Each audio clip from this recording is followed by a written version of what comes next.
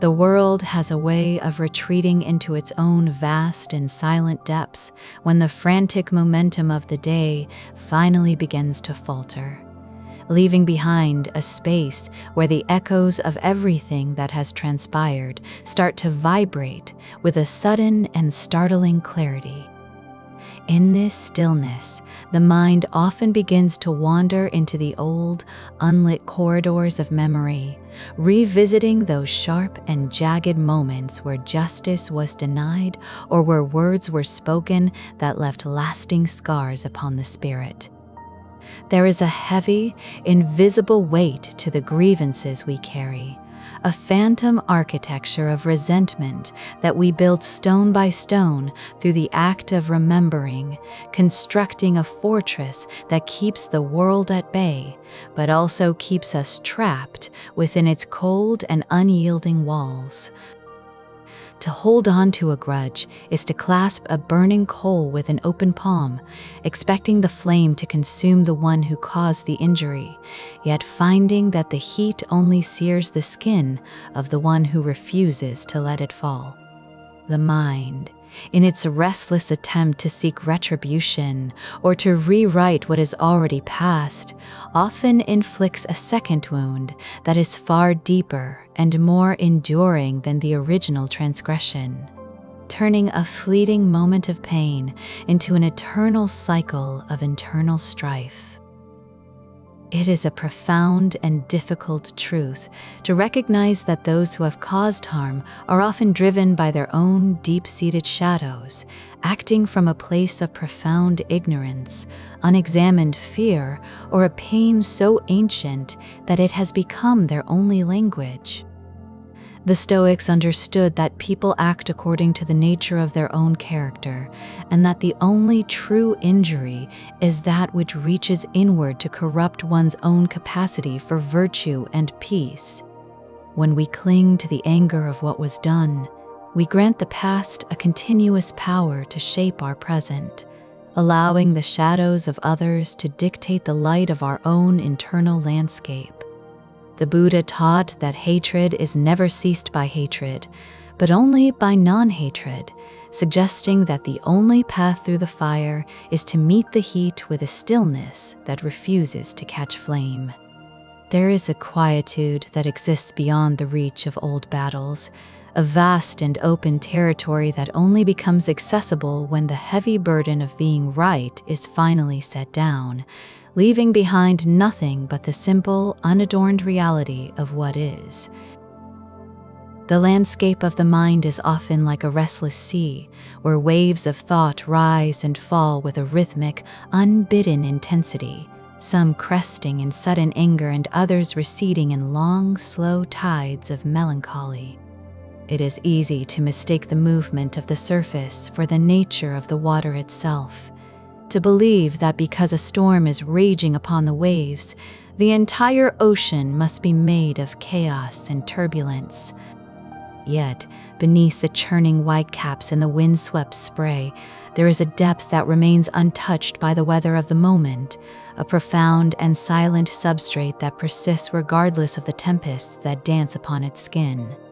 The struggle often lies in the identification with the storm, in the belief that the self is synonymous with the most turbulent wave, rather than the vast and enduring ocean that contains it. This entanglement with the passing weather of emotion creates a sense of fragility, as if the entire structure of our being could be dismantled by a single thought or a solitary moment of sorrow. There is a certain exhaustion that comes from trying to command the tides, from attempting to hold back the swell or to force the clouds to part, when the reality of existence is that we are subject to a vast and impersonal movement of cause and effect.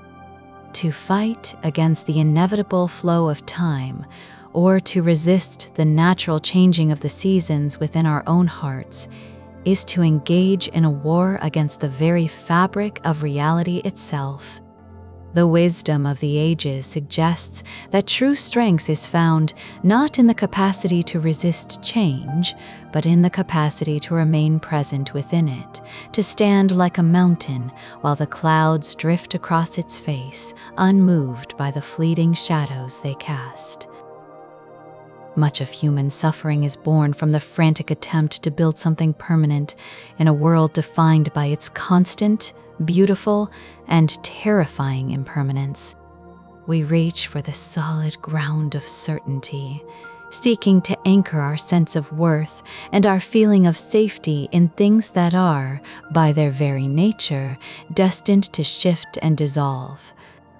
We build monuments out of our reputations, our possessions, our roles, and our certainties, only to find that the more we try to fortify these structures, the more we fear the inevitable decay that comes to all things.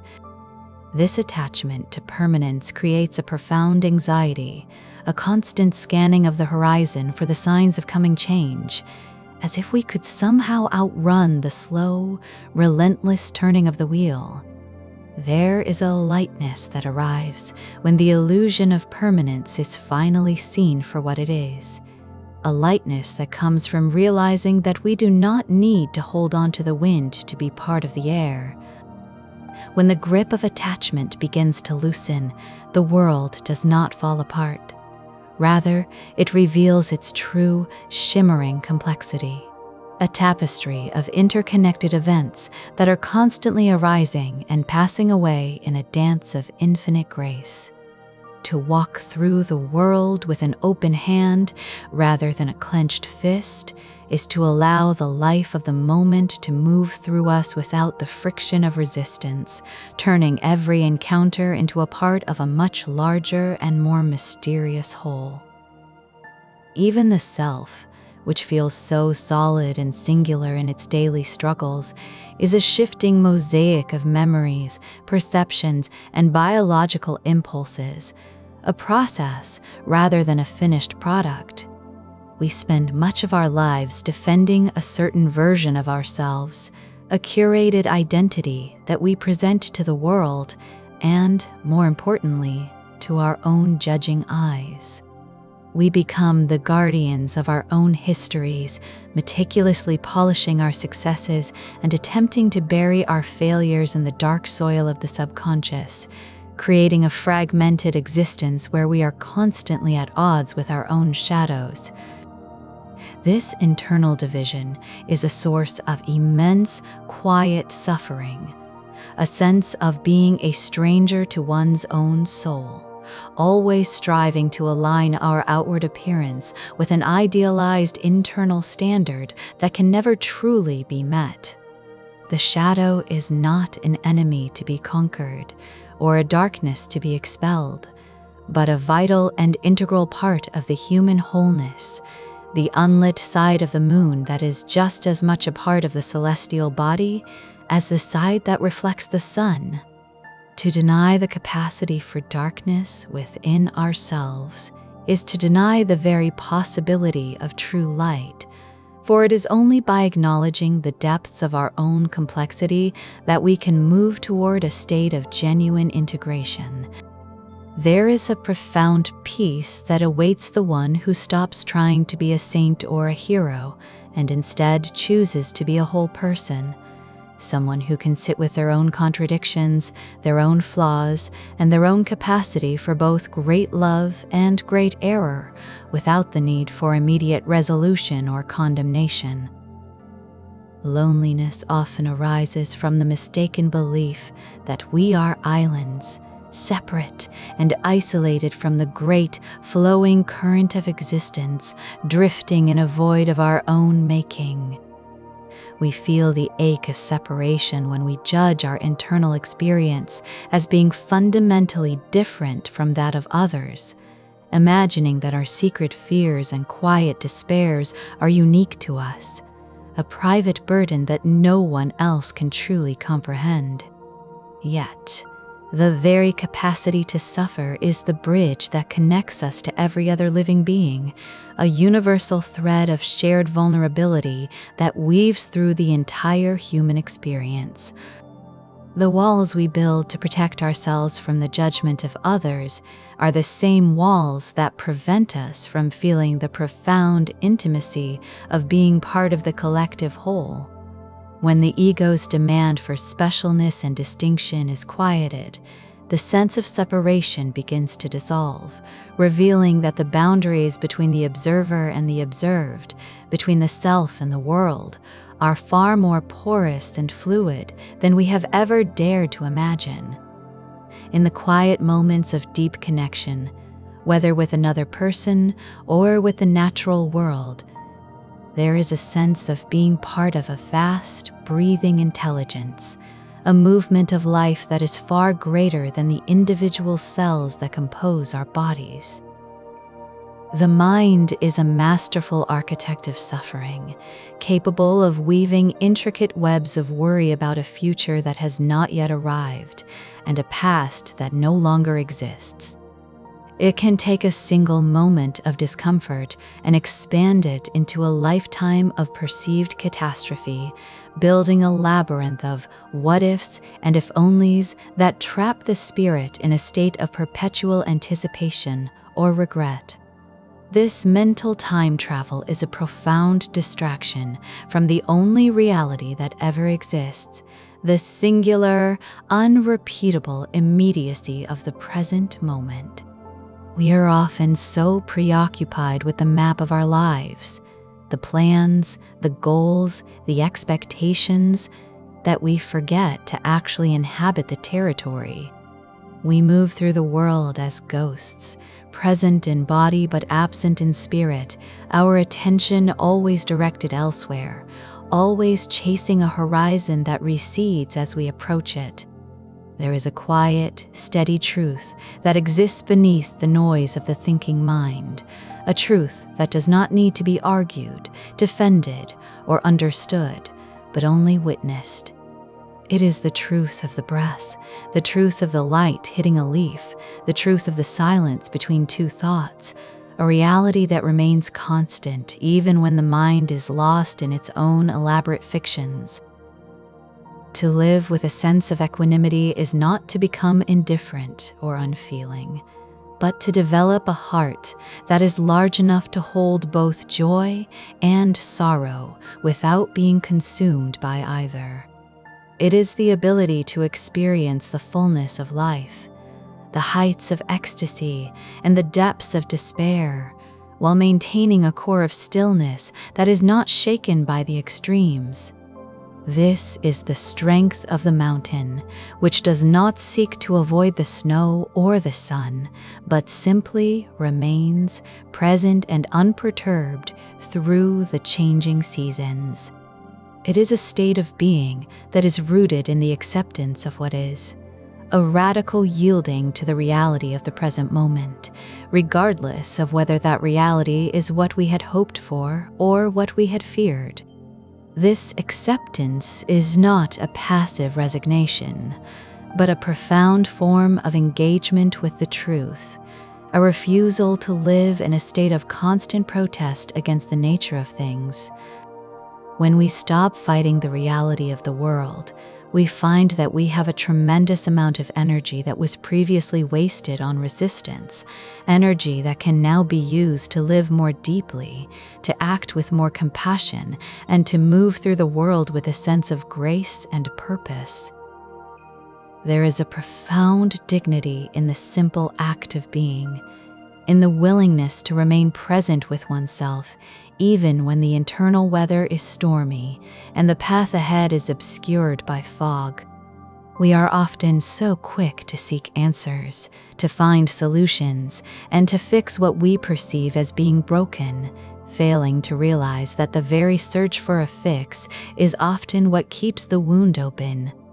Sometimes, the most profound wisdom is found not in the resolution of a problem, but in the capacity to sit with the problem, to hold it with compassion, and to let it be what it is without the urgent need to change it.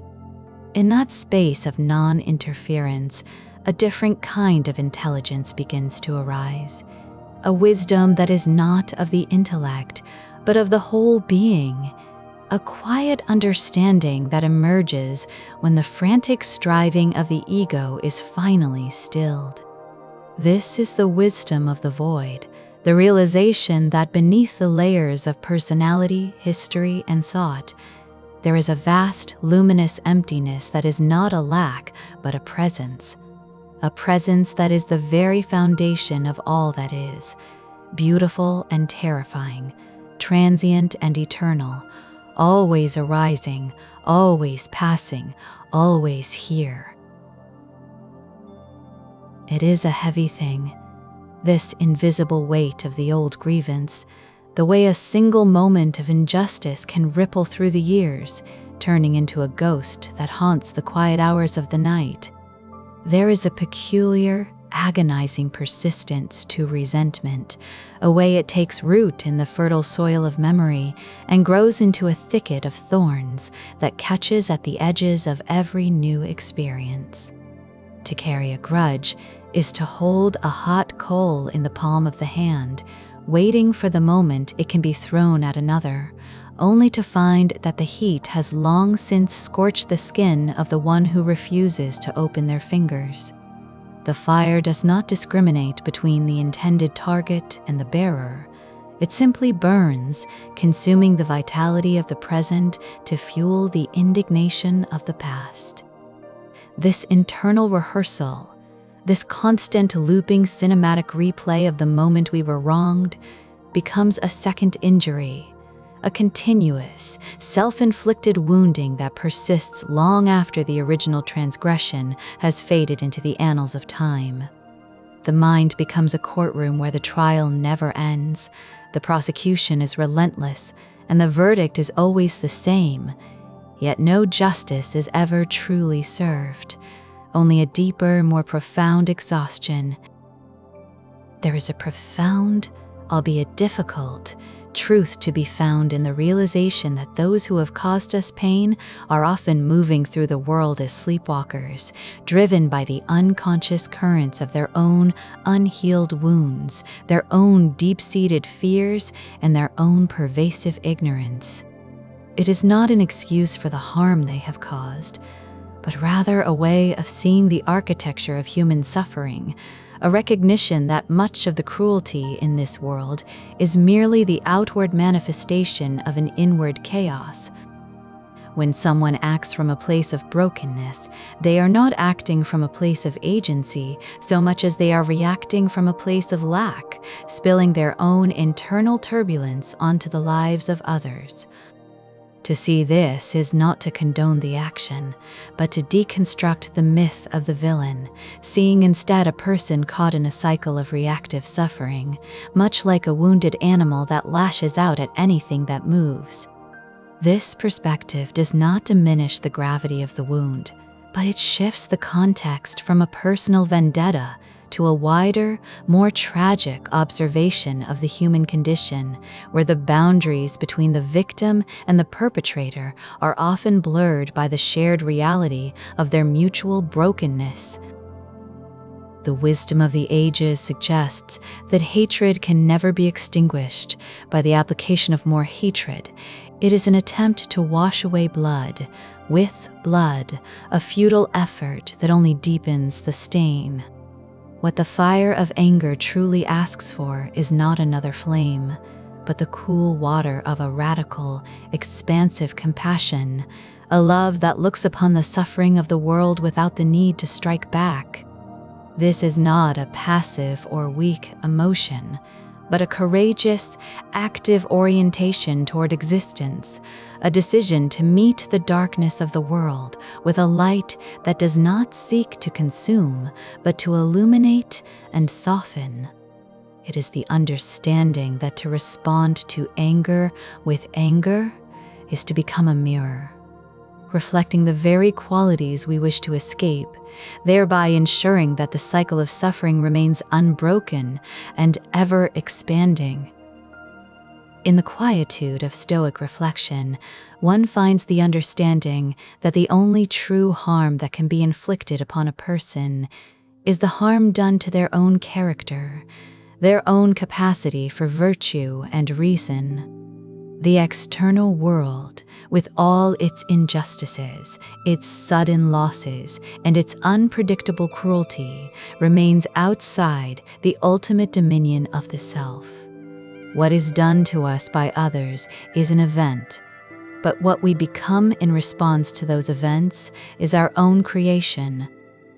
To allow a grievance to corrupt our capacity for kindness, to let a perceived slight turn our heart to stone, is to grant the offender a power they did not earn and a dominion over our soul that they do not deserve.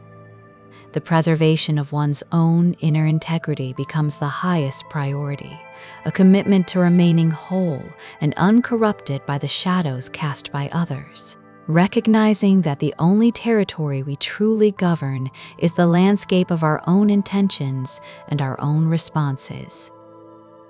Making peace with the past is a slow, unhurried work, a gradual thinning of the veil that separates the present moment from the ghosts of what once was. It is not a sudden event, a singular moment of dramatic catharsis, but a series of small, quiet surrenders, a slow loosening of the grip that the ego maintains on its rightness and its indignation. It is the realization that the energy spent on holding on to the past is energy stolen from the possibility of being alive in the present, a constant drain on the life force that could otherwise be used for creation, connection, and joy. As the weight is set down, bit by bit, through the recognition of impermanence and the acceptance of what is beyond our control, a profound quiet begins to emerge, a spaciousness that was previously occupied by the noise of resentment. This quiet is not the absence of sound, but the presence of a centeredness, a stillness that remains even when the world is in motion, a deep, resonant peace that comes from knowing that one is no longer a prisoner to the grievances of yesterday. There is a certain liberation in the acceptance of imperfection, in the understanding that we are all navigating a world of shadows and light, often stumbling through the dark without a map. When the demand for a perfect, just, and seamless existence is relinquished, the heart finds the room to breathe, to expand, and to hold both the beauty and the tragedy of life in a single, unresisting embrace. This is the freedom that comes from non-attachment, the ability to witness the turbulence of the mind and the complexities of human interaction without being swept away by the currents, standing instead like a mountain amidst the clouds, unmoved by the passing storms of anger or the shifting winds of resentment. In this state of being, the past is seen as a series of events that have occurred, rather than a living, breathing entity that dictates the quality of the now, and the self is found to be much larger than any single experience of pain or betrayal. The soul becomes a vast ocean, where the waves of emotion and the storms of injustice may rise and crash upon the surface. But in the profound depths, there is a stillness that remains untouched, a quietude that is the natural state of a heart that has finally learned to let go. The architecture of the mind is such that it seeks to build monuments out of its own suffering, crafting intricate, heavy structures of why and how could they, that serve only to imprison the spirit within a cathedral of its own making. We often mistake these mental constructs for reality itself, forgetting that the thoughts which narrate our pain are merely ripples on the surface of a much deeper consciousness, transient and ever-changing, never possessing the substance of the water they disturb. When we become lost in the labyrinth of our own ruminations, we are essentially trying to solve a puzzle whose pieces are constantly shifting, attempting to find a sense of permanence in a world defined by its relentless flux. To struggle against the flow of change is to swim against a tide that can never be conquered. It is an exhausting, futile endeavor that only serves to increase our sense of exhaustion and displacement. There is a profound, quiet power in the realization that the self is not a static entity, a fixed collection of experiences and traumas, but a continuous process of becoming, a flowing river that is never the same from one moment to the moment. The person who was hurt 10 years ago is not the person who exists in this very instant, and the person who remains is not the person who will exist in the next. We are a series of arrivals and departures, a constant unfolding that allows for the possibility of renewal, even in the wake of great devastation. This fluidity is the antidote to the rigidity of resentment. For a heart that is fluid cannot be broken in the same way as a heart that is hardened into stone. To be soft is not to be fragile, but to be resilient, possessing the capacity to absorb the impact of life's inevitable collisions and to return to a state of equilibrium, much like the willow that bends in the storm while the rigid oak is snapped by its own refusal to yield. There is a certain loneliness that arises when we feel that our suffering is uniquely profound, a sense that the world moves on in a way that is indifferent to the tempest raging within us, leaving us stranded on an island of our own perception. This perceived isolation is often a byproduct of the ego's desire to be the center of its own drama, a part of the human condition that seeks to make our personal grief a cosmic event. Yet, when we look closely at the nature of human longing and human pain, we find that the boundaries between us are far more porous than we care to admit. The very quality of our sorrow is the thread that connects us to every other living being. To recognize the universal nature of struggle is to find a strange, melancholy comfort in the shared reality of being human, a realization that the very capacity for profound sadness is also the necessary prerequisite for profound empathy and connection. When we stop trying to distinguish our pain from the pain of others, we begin to see that the walls we build to protect ourselves often become the very walls that isolate us from the warmth of the world. The shadows we carry are not aberrations in our character, but intrinsic parts of the wholeness of our being, the dark soil from which the light of understanding must inevitably grow.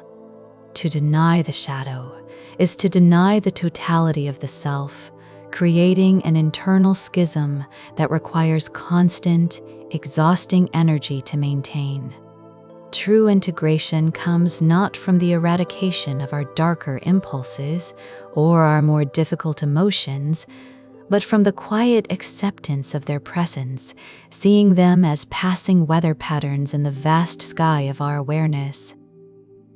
In the stillness of this observation, one begins to understand that the impulse to control is perhaps the greatest source of our collective anxiety, a frantic attempt to grasp the wind and command the waves to be still.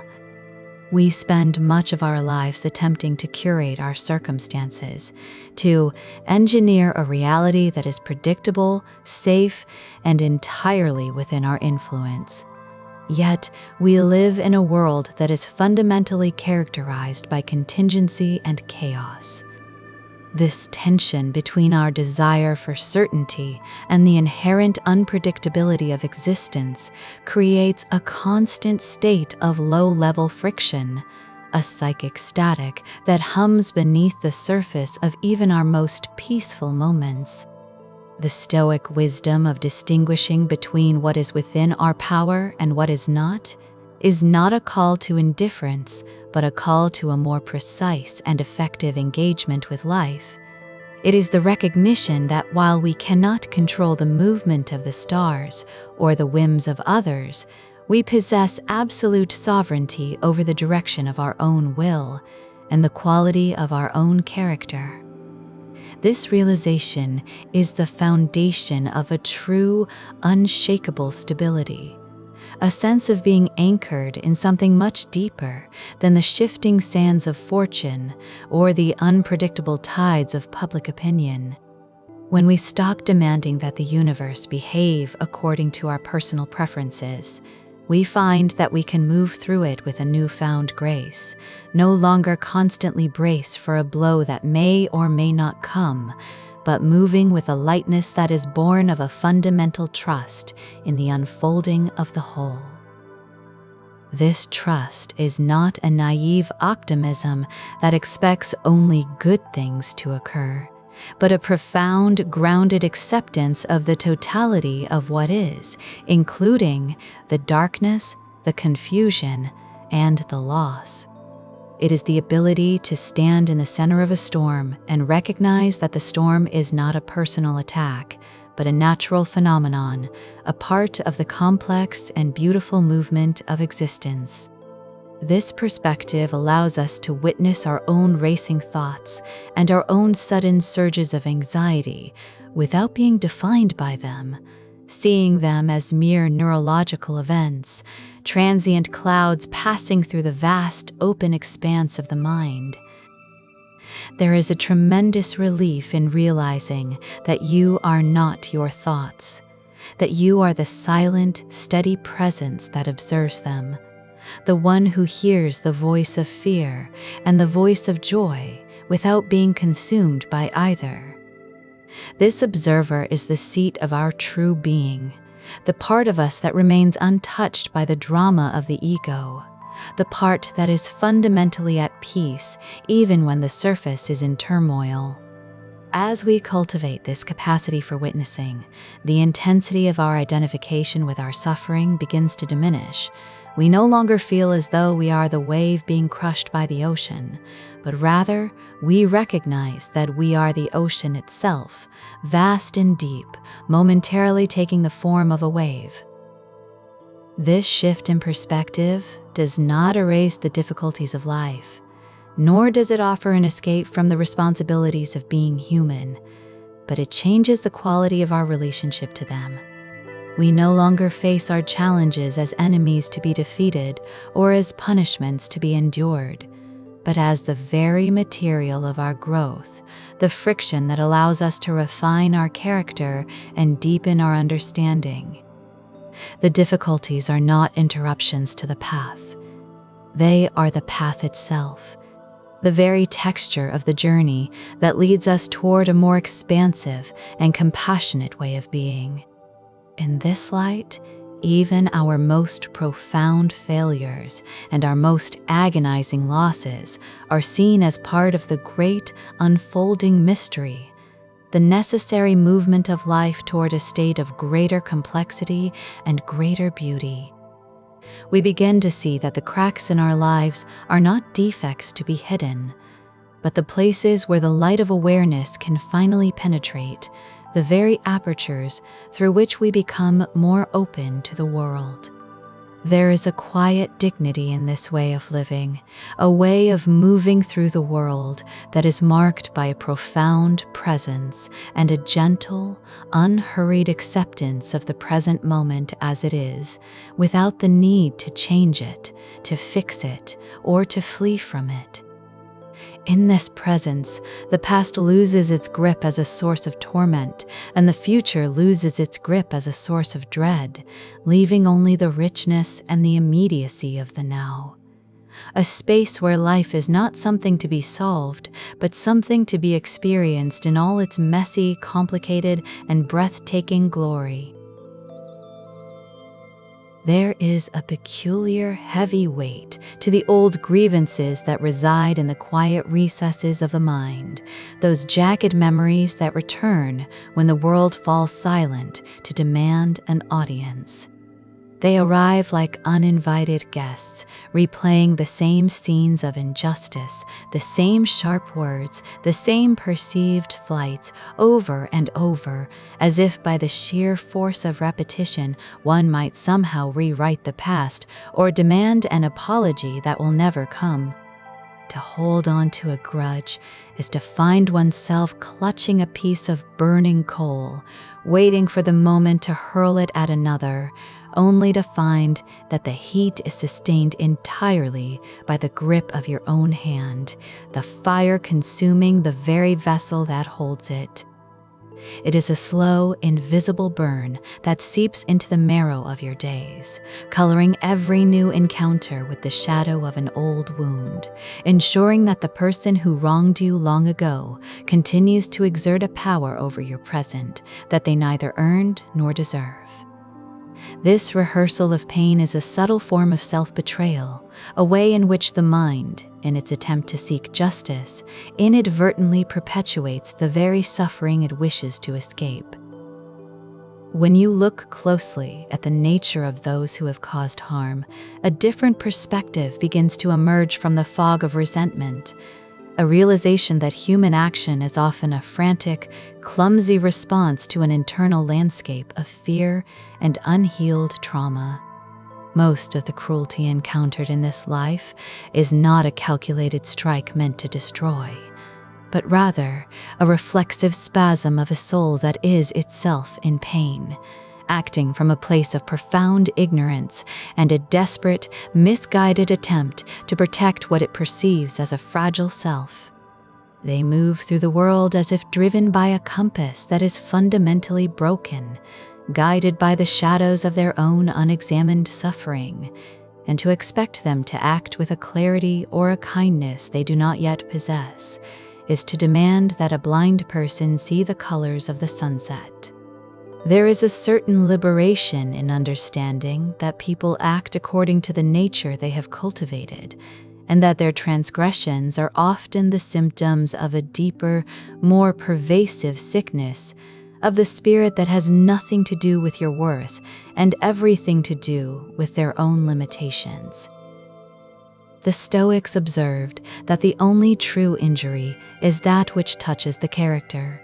For the external world may strip you of your reputation, your possessions, or your comfort, but it cannot touch the integrity of your own soul unless you grant it permission to do so.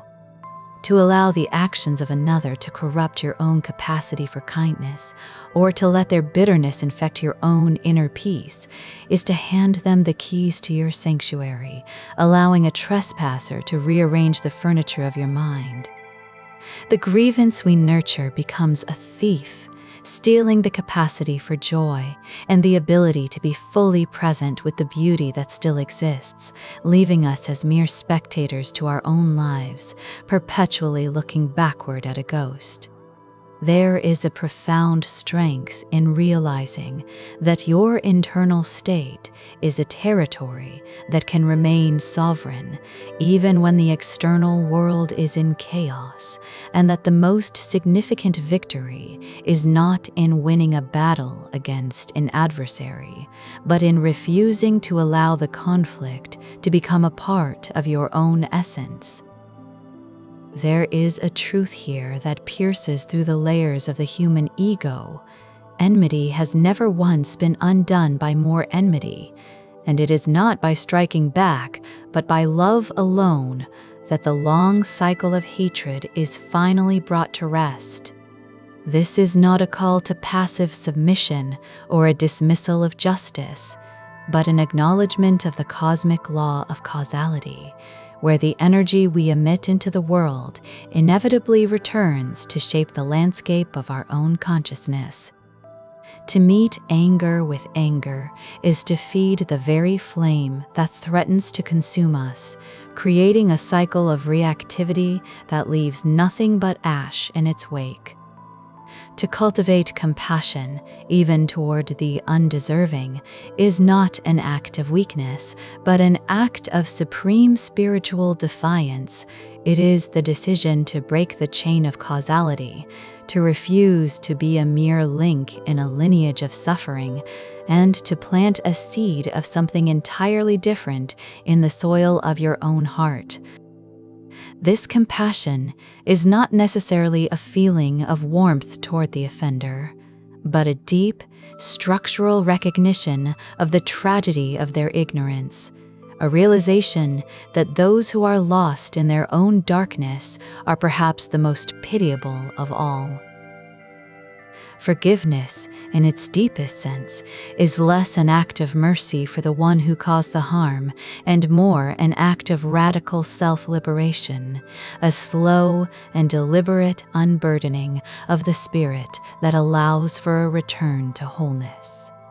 It is the process of setting down a heavy stone that you have been carrying for miles, thinking that the weight was necessary for your defense, only to realize that the weight was actually what was preventing you from walking freely.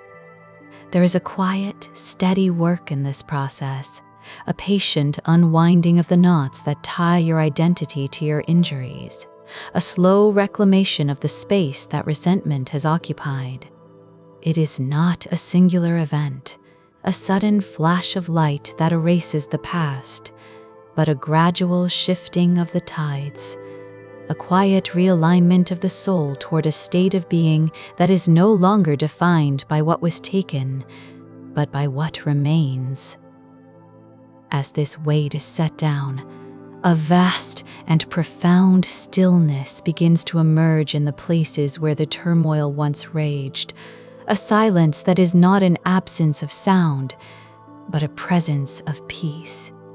It is the quiet of a forest after a long storm, where the air is clear and the light reaches the floor in long, steady beams, and where the world feels renewed in its simple, unadorned existence. In this stillness, the capacity to love without reservation and to exist without the constant, defensive bracing of the ego begins to flourish, allowing for a life that is lived in the fullness of the present moment, unencumbered by the heavy ghosts of what used to be. You find that you can move through the world with a certain lightness, a grace that comes from knowing that while you cannot control the winds or the waves, you are no longer a prisoner to the storms that toss you, but a steady vessel capable of navigating the vast and shifting ocean of experience with a quiet and unshakable dignity. This state of being is not a destination one reaches by effort, but a way of being that is uncovered as the layers of attachment and resentment are gradually stripped away, like the earth being washed from a stone by the persistent, gentle flow of a stream. There is a profound dignity in this surrender, a realization that true power lies not in the ability to hold on, but in the capacity to let go, to allow the currents of life to move through you without being caught in the eddies of old sorrows. The peace that follows is not a fragile thing that can be shattered by the next slight or the next injustice, because it is rooted in the understanding of the impermanent nature of all things, the recognition that both the joy and the pain are passing clouds in the vast, unchanging sky of awareness. When you stop trying to grasp the wind, you finally find that you are part of it, part of the breathing, pulsing rhythm of the universe, free to exist in the simple, unmediated reality of being, where there is no need for defense, no need for vengeance, and no need for anything other than the quiet, luminous truth of the now. This continuity of being is found in the recognition that the self is not a static monument to be defended, but a river, ever-changing, ever-flowing, a sequence of moments that never repeat in exactly the same way twice. We often spend our lives attempting to build a fortress around a version of ourselves that is already fading, trying to protect a collection of memories, roles, and opinions as if they were solid ground, only to find that the very act of clinging to them is what creates the sense of instability. The anxiety that haunts the modern mind often stems from this attempt to freeze the river, to command the water to stand still, or to demand that the landscape remain unchanged. Yet the nature of reality is one of perpetual flux, a constant dance of rising and falling, of birth and decay. To resist this movement is to invite a profound sense of friction, a spiritual grinding that wears down the soul and leaves a feeling of constant exhaustion, as if one is swimming against a tide that has no end. There is a profound wisdom in learning to swim with the current, to accept the rising and falling of circumstance, not as personal affronts or divine punishments, but as the natural movement of a world in constant motion. This acceptance does not mean a surrender to fate in a way that denies human agency, but rather a shift in where one directs their energy, moving away from the futile struggle against the inevitable and toward the cultivation of a steady, centered presence within the movement. When you stop fighting the inevitable changes of life, you find that you possess a much greater capacity to respond to what actually occurs, rather than reacting to your fears about what might happen or your regrets about what has passed. The mind, when unburdened by the need to control the uncontrollable, becomes a mirror that reflects the world as it is, rather than a distorting lens shaped by personal desire or aversion.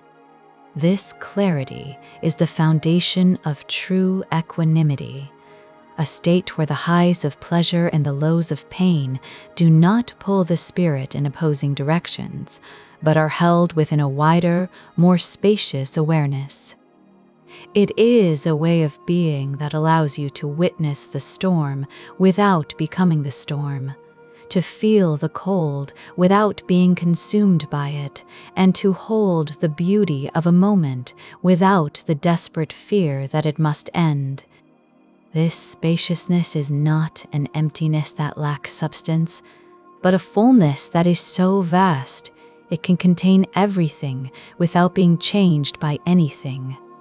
It is the quality of the sky that remains blue.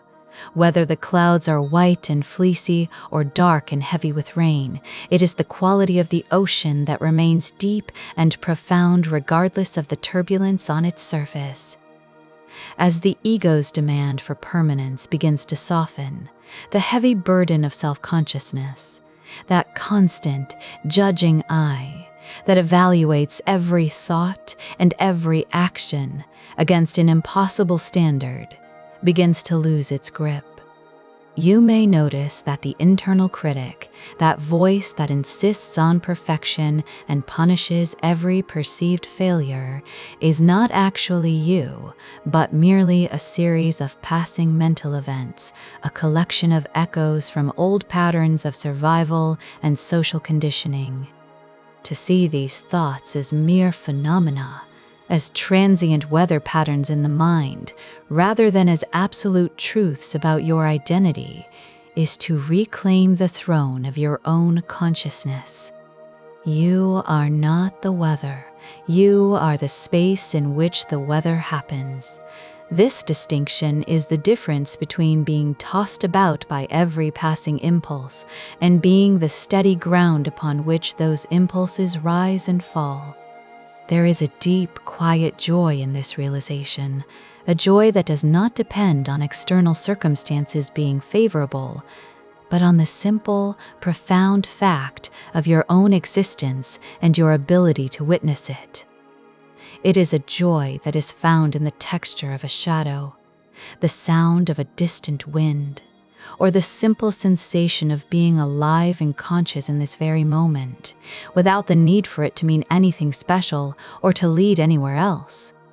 This is the essence of non-attachment, which is often misunderstood as a lack of care or a coldness of heart, when in reality, it is the highest form of engagement, for only the one who is not clinging to a specific outcome can truly be present with the reality of what is unfolding. When we are attached to how things must be, we are constantly at war with reality, and that war is the source of our greatest suffering. When we release the grip of expectation, we find that the world reveals itself in a much richer, more complex, and more beautiful way than our limited imaginations ever allowed. We see the intricate connections between all things, the way that every action ripples outward, and the way that our own presence contributes to the unfolding tapestry of life. This realization leads to a sense of interconnectedness that dissolves the sharp edges of loneliness. For even in moments of solitude, you are part of a vast, breathing whole, a single note in a cosmic symphony that is playing through you. This sense of belonging is not found by seeking external validation or by finding a tribe that mirrors your own views, but by sinking into the deep, quiet realization that you are an expression of the universe itself, a way for the cosmos to know and experience itself. In this state, the distinction between the observer and the observed begins to blur, and the intense defensive separation of the ego starts to dissolve, leaving behind a sense of profound unity and peace. It is a homecoming to a state of being that was never lost, only forgotten beneath the layers of striving and fear. This is the quiet work of a lifetime, the slow, patient process of remembering who you are beneath the many masks you have worn, the many roles you have played, and the many stories you have told yourself about who you should be. It is a path that requires no special destination, for the path is the destination, and the goal is simply to be fully awake to the miracle of this very breath, this very moment, in all its unrepeatable, unfolding glory. As you move through the world from this place of centeredness, you find that your interactions with others change, not because they have changed, but because your relationship to them has been transformed by your own inner shift. You become a presence that offers stability rather than reactivity, a space that allows others to be themselves without the pressure of your judgment or the weight of your expectations. You realize that the most profound gift you can offer the world is not your achievement or your influence, but your own peace. For a person who is at peace with themselves becomes a quiet lighthouse for others navigating their own troubled seas. This is the ultimate expression of the wisdom of the ancients, a practical application of the deepest truths of existence, lived out in the simple, unadorned reality of each passing second. It is a life lived with an open heart and a steady mind, a life that is not a struggle against the world, but a harmonious participation in its endless, beautiful, and mysterious dance. There is a peculiar, heavy weight to the grievances we carry, a density that settles into the very marrow of our being, as if the memory of an old injury were a physical stone we have chosen to carry through every landscape of our lives. You may find that in the quiet hours, when the world falls away, these old resentments rise up like shadows, replaying scenes of past injustice with a vividness that feels as fresh as the moment they occurred. To hold a grudge is to grasp a glowing coal with an open palm, waiting for the other person to feel the heat, only to find that the searing pain is contained entirely within your own hand. The grievance, when rehearsed in the theater of the mind, becomes a sculptor of the self, carving deep channels of bitterness into the spirit, until the original wrong, which was perhaps a fleeting moment in the vastness of time, becomes a permanent architecture of your inner life. It is a strange paradox that the mind, in its attempt to seek justice or defend the self, often inflicts a much greater wound upon the soul than the original transgression ever could. When we look closely at the nature of those who have caused us pain, a different kind of clarity begins to emerge, revealing that the harm they inflicted was often the byproduct of their own profound disorientation. They acted from a place of unexamined fear, from a landscape of deep-seated insecurity, or from a fundamental ignorance of how to exist in harmony with the world. They were, in many ways, driven by a blindness that is as much a tragedy as it is an offense. The Stoic wisdom suggests that people act according to the nature they have cultivated, following the momentum of their own impulses and perceptions, and while we cannot control the character of others, we remain the sole guardians of our own. The only lasting harm that can truly be done to a human being is that which is permitted to corrupt one's own integrity, or to degrade one's own capacity for kindness. The external event is a matter of circumstance, but the internal response is the territory of the soul. There is a profound truth in the teaching that hatred is never stilled by hatred, for the fire of anger requires the fuel of resentment to stay alight, and only the cool water of non-hatred, of compassion, and an expansive loving kindness can truly extinguish it. This is not a surrender to the wrongdoer, nor is it an erasure of the truth, but rather a refusal to allow the darkness of another to become the permanent climate of your own heart. It is a slow, deliberate work, the quiet labor of making peace with the reality of what has happened, rather than struggling against the unchangeable past.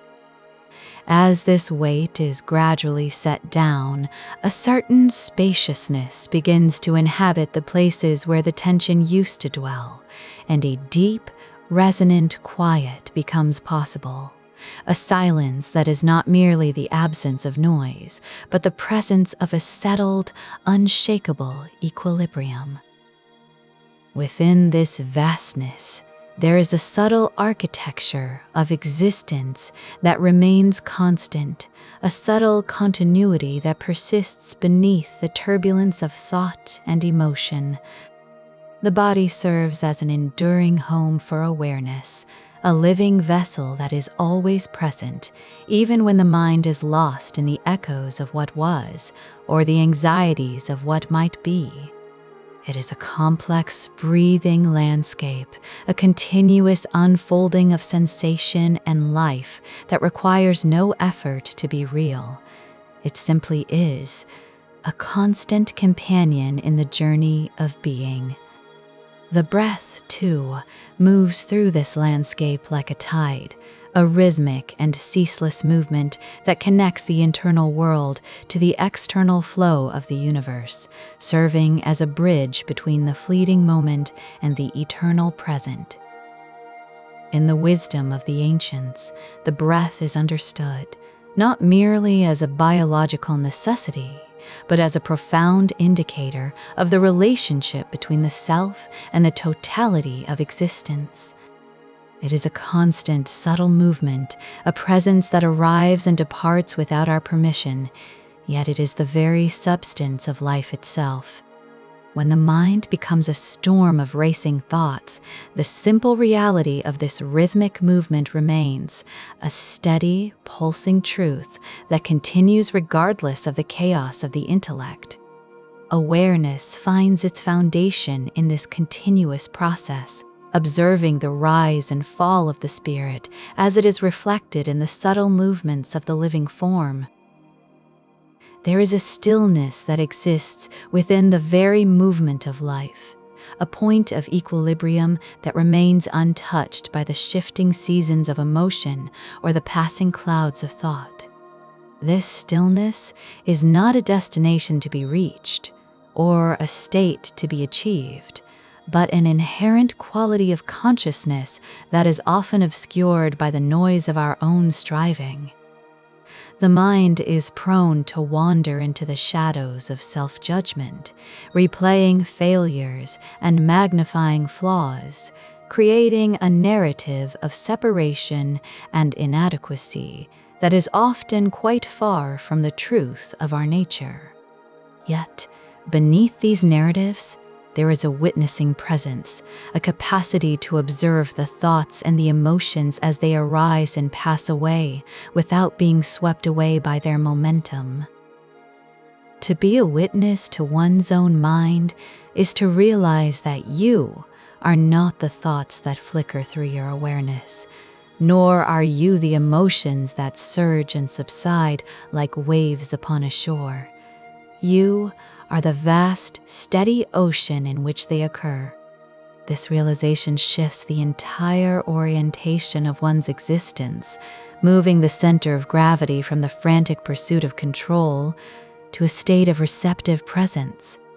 It is the recognition that the self is not a static, isolated entity, but a continuous process, a flowing river that is constantly being replenished by the present moment. This understanding dissolves the rigid boundaries of the ego, which seeks to protect a permanent identity through the hoarding of grievances and the cultivation of pride, and replaces them with a sense of fluid, interconnected being. When the mind begins to settle into this state of presence, the distinction between the observer and the observed begins to soften, revealing the underlying unity of all things. The heavy burdens of the past lose their grip when they are viewed through the lens of impermanence, seeing them not as permanent stains on the soul, but as transient patterns of energy that have come and gone. The suffering that arises from attachment to a specific outcome or to a specific image of how life should be begins to lose its power as one finds a home in the reality of what is actually occurring.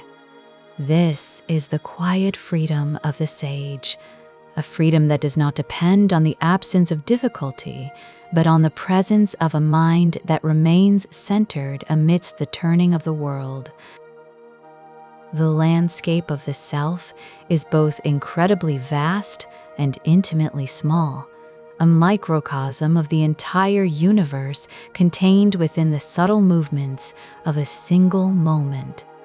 Within this microcosm, there is a profound intelligence that operates without the need for constant direction, a wisdom that resides in the very nature of being alive. There is a deep, inherent capacity for healing and integration that works even when we are unaware of it, a movement toward wholeness that is as natural as the turning of the tides. To live in awareness of this movement is to participate in a sacred dialogue with existence, a way of being that honors the complexity and the beauty of the lived experience without being paralyzed by its inherent fragility. In the quietude of a mind that has ceased its struggle against the inevitable, one finds a strength that is not based on force, but on an unwavering acceptance of the nature of reality. This strength is found in the ability to stand in the midst of change, to witness the rising and falling of all things, and to remain unperturbed by the constant flux of the perceived world. It is the peace that comes from knowing that nothing is truly lost, for everything is in a state of constant transformation, and everything that arises must also pass away. This realization does not lead to apathy, but to a profound and compassionate engagement with the world, a way of being that is deeply rooted in the present while remaining unattached to the shadows of the past or the phantoms of the future. As the layers of resentment and the heavy garments of judgment are slowly set aside, the light of awareness begins to illuminate the contours of the soul in a new way, revealing a landscape that is far more expansive and luminous than previously imagined.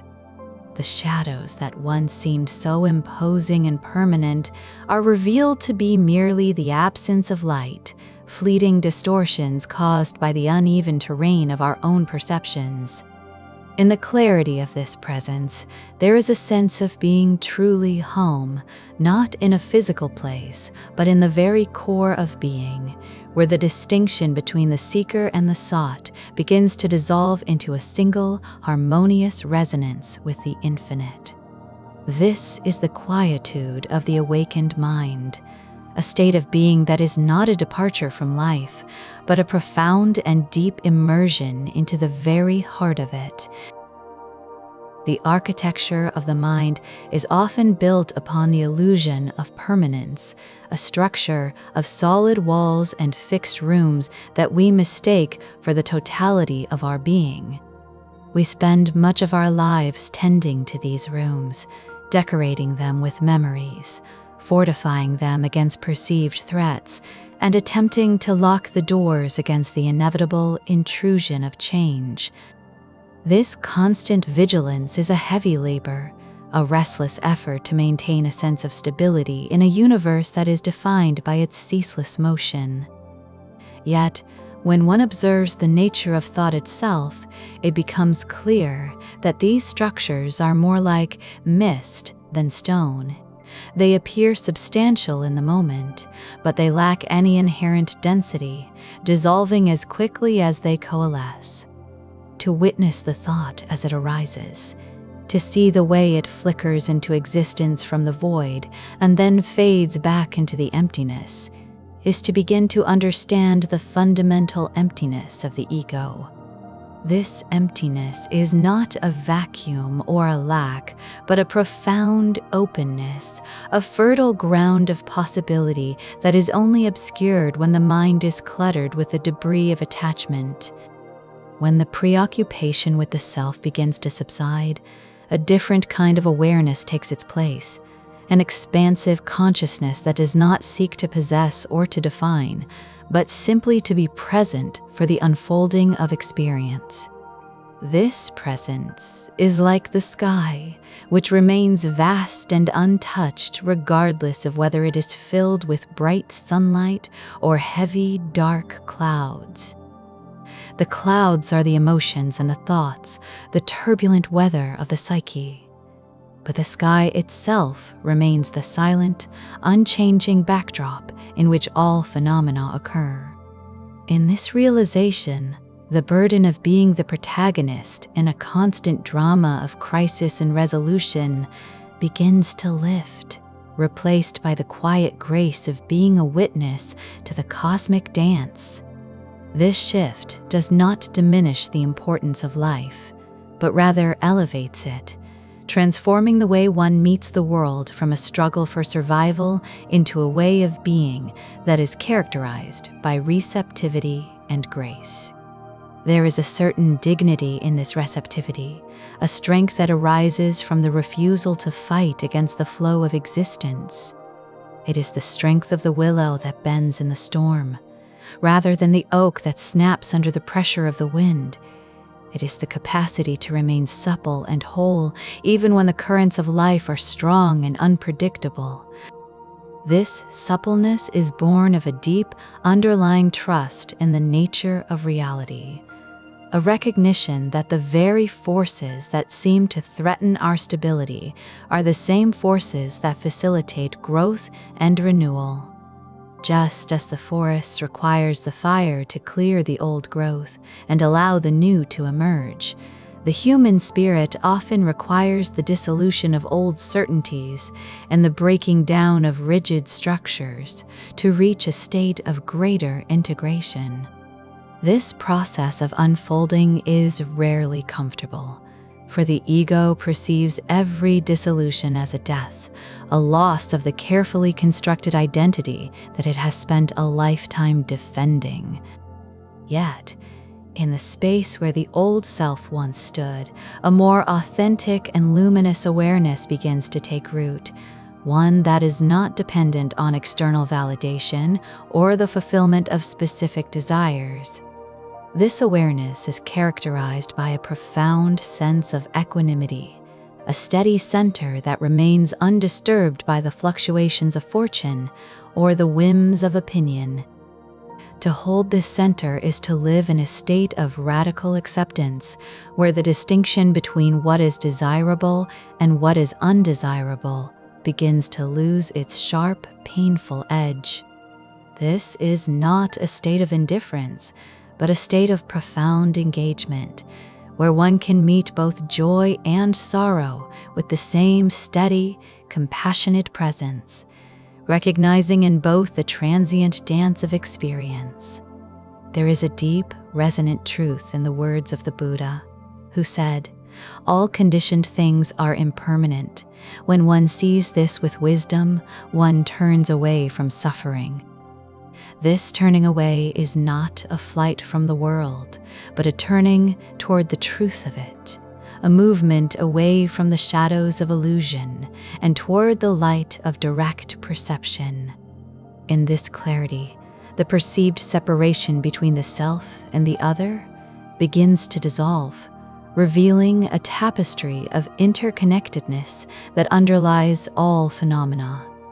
We are not isolated islands in a vast ocean, but waves upon that ocean, distinct in form for a time, yet made of the very same substance as the sea itself. This realization brings with it a profound sense of peace, a quietude that settles deep within the marrow of being, a stillness that is not the absence of life, but the very essence of it. The weight of an old grievance is a heavy thing to carry, a stone smoothed by the constant friction of the mind, polished by the repetitive motion of memory, until it becomes a permanent fixture of the internal landscape. It sits within the center of being, a cold and jagged thing that seems to possess its own gravity, pulling every new experience toward the orbit of what was lost or what was broken. To hold on to resentment is to grasp a coal of fire, expecting the heat to strike the one who did the harm, yet finding only the searing burn upon the palm of the one who refuses to open their hand. The mind, in its restless architecture, constructs elaborate cathedrals of indignation, replaying the slight, the betrayal, or the injustice in a continuous loop, as if by rehearsing the wound might somehow be prevented from occurring in the first place. This mental theater is a profound trick of the ego, for the original event is a ghost of the past, a flicker of time that has long since vanished, while the anger is a living, breathing entity that consumes the present moment with an unquenchable thirst. There is a peculiar cruelty in how the mind feeds upon its own suffering, turning a moment of external injury into an internal state of being, until the distinction between the event and the memory becomes blurred, and the person becomes synonymous with their own woundedness.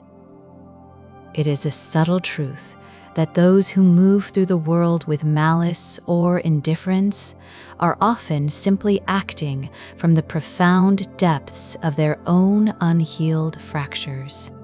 People act according to the nature of their own internal weather, driven by the winds of fear, the storms of ignorance, and the shadows of a pain they have not yet learned to name. To view another through the lens of their own suffering is to see that their capacity for harm is often a symptom of their own lack of wholeness, a desperate and misguided attempt to find stability in a world they perceive as threatening. This realization does not demand the justification of the wrong, nor does it require the dismissal of the injury, but it offers a different way of seeing the actor as a fellow traveler lost in a thicket of their own making. When we recognize that the person who caused harm is often a victim of their own unexamined impulses, the sharp edges of resentment begin to lose their ability to cut so deeply. The Stoics observed that the only true harm that can befall a human being is that which strikes at the character. For the external world can touch the body, the reputation, or the possessions, but it has no power to touch the integrity of the soul unless we grant it permission.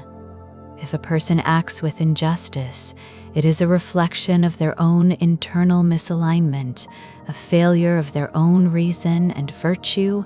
To meet that failure with our own bitterness is to allow their error to become our own, to let their darkness seep into the architecture of our own being. There is no greater loss than to sacrifice the clarity of one's own mind to settle a debt with a ghost. To hold a grudge is to remain tethered to the very person or circumstance that caused the pain, granting them a continuous, unbidden presence in the most sacred and private spaces of the spirit. The freedom found in forgiveness is not a gift given to the transgressor, but a liberation claimed by the one who is tired of carrying the weight of a history that cannot be changed. The Buddha taught that hatred is never ceased by hatred, but only by non-hatred, a principle that moves against the natural impulse of the ego to strike back, to balance the scales, and to demand a retribution that can never truly restore what was taken. To meet hatred with hatred is to add more fuel to a fire, ensuring the flames spread until everything in their path is consumed. Instead, there is the slow, quiet work of cultivating compassion, not as a sentimentality, but as a profound recognition of the shared struggle of all sentient beings. This compassion is a spaciousness, a capacity to hold the reality of suffering without being consumed by the impulse to react with equal and opposite force. It is a radical acceptance of the way things are, a recognition that the world is a vast and swirling confluence of causes and effects, most of which are beyond our control, and many of which are born of a profound and collective ignorance. As these layers of resentment are gradually set aside, a different kind of quiet begins to emerge, a silence that is not merely the absence of noise, but a presence of being. This is the quiet that comes when the internal landscape is no longer a battlefield of competing grievances and old echoes. It is a stillness that allows for the observation of thoughts as they arise and pass, like clouds drifting across a vast and unchanging sky. You may find that the mind, once so cluttered with the debris of past conflicts, begins to possess a certain lightness, a capacity to inhabit the present moment without the heavy shadow of what if or if only looming over the horizon. This lightness is the beginning of a profound peace, a peace that is not dependent on the perfection of circumstances, but is rooted in the stability of a mind that no longer seeks to litigate the past. There is a deep, underlying rhythm to the universe that speaks of cycles, of beginnings and endings, of the constant flux of all things. Everything that arises must also pass, and every shape that takes form is merely a temporary configuration of elements in motion. This impermanence is not a source of sorrow when it is seen clearly, but a source of profound relief. It means that the pain is not permanent, that the anger is not a fixed state, and that the self is not a static monument to its own injuries. We are part of a vast, unfolding process, a grand dance of becoming and dissolving that spans the breadth of time and the depth of space. In this perspective, the grievances that once felt like mountains are revealed to be mere ripples on the surface of a deep and ancient sea. The human heart is a shared landscape, a terrain marked by the same patterns of longing, fear, and the search for meaning. We are all woven into the same fabric, connected by the common threads of our vulnerability and our capacity for both great darkness and immense light. To recognize this shared nature is to realize that the boundaries we draw between ourselves and the other are often illusions maintained by our own isolation. In the vastness that holds all things, there is room for the broken, the flawed, and the wandering. There is room for the person who has caused harm and the person who has been harmed, for both are caught in the same movement of seeking and finding, of losing and reclaiming. When the weight is finally set down, when the coal is dropped and the debt is considered settled in the quiet of the heart, there is a sense of returning to a natural state of being. It is a return to the wholeness that was always there, beneath the layers of judgment and the heavy armor of self-protection. This wholeness is not a state of perfection, but a state of presence, an openness to the unfolding of life as it is, without the need to manipulate or control the flow of existence. In this openness, the soul finds a place of rest, a sanctuary where the mind can finally settle into its own essential nature, undisturbed by the storms of the world or the tempests of its own making. The silence that remains is not empty. It is full of the quietude of being, a spaciousness that can hold the totality of life with grace and equanimity. This spaciousness is a terrain where the frantic need for certainty begins to dissolve, replaced by a profound trust in the unfolding of the present. It is easy to mistake the absence of struggle for a state of peace. Yet true peace is not the avoidance of the storm, but the capacity to remain centered while the winds howl and the waves crash against the shore.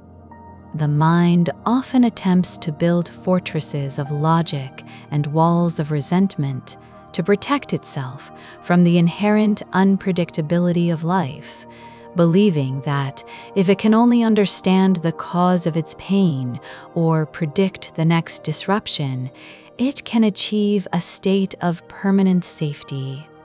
This is a noble but ultimately futile endeavor, for the nature of existence is change, and the only constant is the very impermanence we so often resist.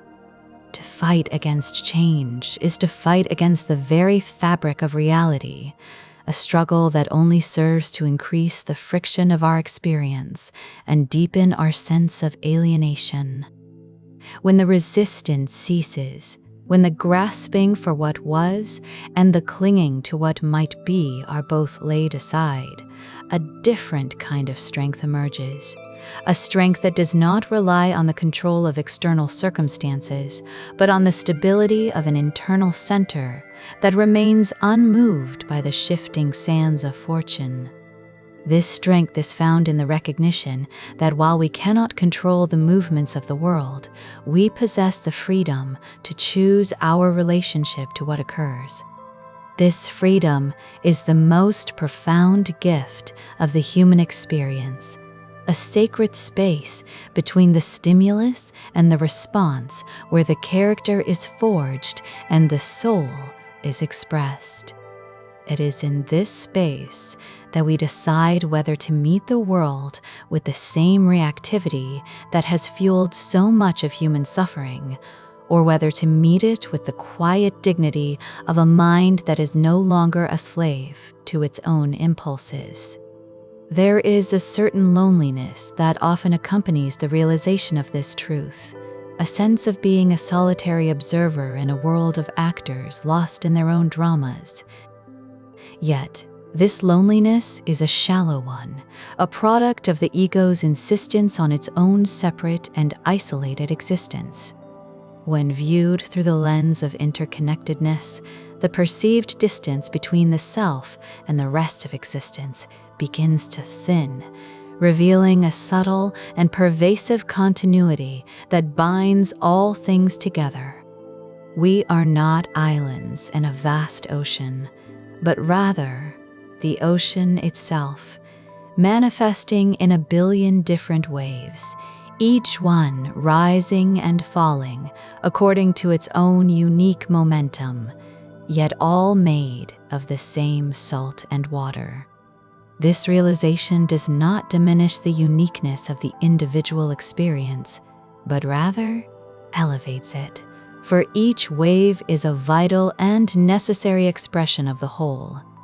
To live with this awareness is to move through the world with a sense of lightness and grace, a recognition that every encounter, every challenge, and every moment of joy is a part of a larger, more complex tapestry that is constantly being woven.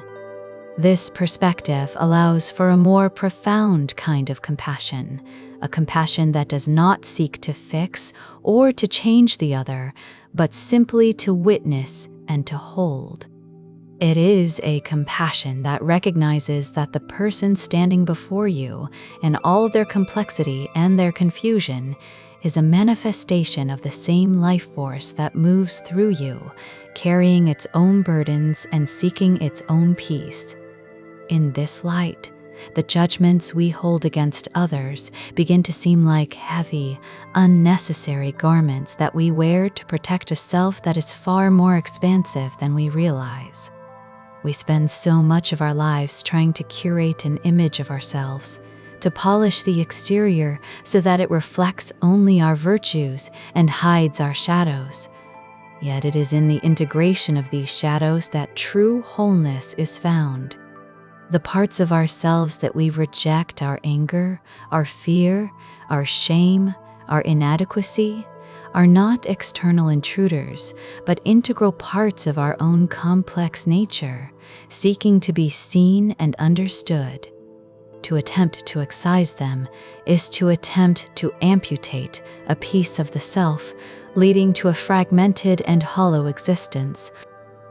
The path toward wholeness requires a radical acceptance of our own humanity, an embrace of the entirety of our being, both the light and the dark.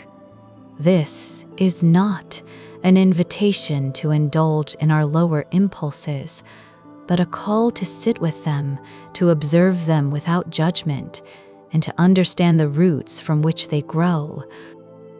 When we stop running from our own internal darkness, we find that it is not a bottomless pit, but a shadow cast by the light of our own awareness. By turning toward it, we find that the shadow loses its power to terrify, and it becomes instead a companion in our journey toward understanding. There is a profound dignity in this act of turning inward, a willingness to face the truth of our own existence without the shields of denial or the distractions of busyness. It is a quiet, persistent courage that does not require grand gestures or public declarations, but is found in the simple, steady commitment to being present with oneself. This presence is the foundation of all genuine connection, for we cannot truly see another person until we have learned to see ourselves with clarity and compassion. When the noise of the ego is quieted, a deeper resonance begins to be felt, a sense of belonging to the life that is unfolding in this very moment. This belonging is not a destination to be reached, but a way of being that is always available, waiting beneath the surface of our thoughts and our anxieties. It is the stillness that remains when the story of me is allowed to rest, and the vast, unconditioned awareness that is the true nature of the heart. In this awareness, there is no need for defense, no need for conquest, and no need for the constant, exhausting effort of self-justification. There is only the quiet, steady pulse of existence, the simple and profound miracle of being, and the capacity to witness the dance of the universe with a heart that is open, a mind that is clear, and a spirit that is at peace. The weight of an old grievance is a strange and heavy thing, a phantom limb that continues to ache long after the wound has closed, pulling at the fabric of the present with a gravity that feels impossible to escape. It is a peculiar form of suffering to carry a debt that can never be repaid, to replay a moment of injustice in the quiet, unhurried hours until the memory becomes more real than the room in which you reside. This rehearsal of pain acts as a slow, invisible poison, a constant agitation of the soul that consumes the vitality of the now, to fuel a fire that provides no warmth, only heat. There is a profound truth in the observation that to hold on to resentment is to grasp a glowing coal with the intent of throwing it at another, yet finding that the searing heat resides entirely within the palm of the one who refuses to open their hand. The original wrong, however sharp or cruel, is a finished event, a ghost of a time that has already surrendered to the river of impermanence. It is the subsequent clinging to that ghost that creates a secondary, more enduring agony. To look closely at the source of such anger is to see, with a clarity that transcends the initial sting of betrayal, that those who cause harm are often driven by a profound and unacknowledged ignorance, acting from a place of deep-seated fear or a fragmented understanding of what it means to be whole. They move through the world as if blinded by their own shadows, reacting to their own unhealed wounds with the same frantic, unthinking momentum that drives a storm through a forest. This realization does not absolve the wrong, nor does it diminish the sanctity of the hurt, but it offers a different lens through which to view the chaos of human interaction. It suggests that the person who wrongs you is often a victim of their own internal turbulence, a traveler lost in a desert of their own making. When we see this, the anger begins to lose its grip, shifting from a sharp, jagged thing into a soft, quiet compassion for the brokenness that necessitates such behavior. There is a fundamental law of the spirit that defies the logic of the ego but honors the logic of the heart. Bitterness is never dissolved by more bitterness, but only by its opposite, by a warmth that refuses to harden. To meet fire with fire is only to ensure a greater conflagration, yet to meet it with the cool water of loving kindness is to transform the very nature of the encounter.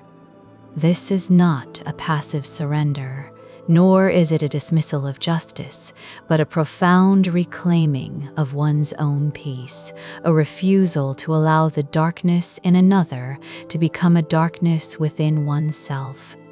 There is a vast, liberating strength in this refusal to be shaped by the grievances of the past, a strength that comes from understanding that the only lasting harm is that which we permit to touch our own character, the internal landscape that remains our only true domain.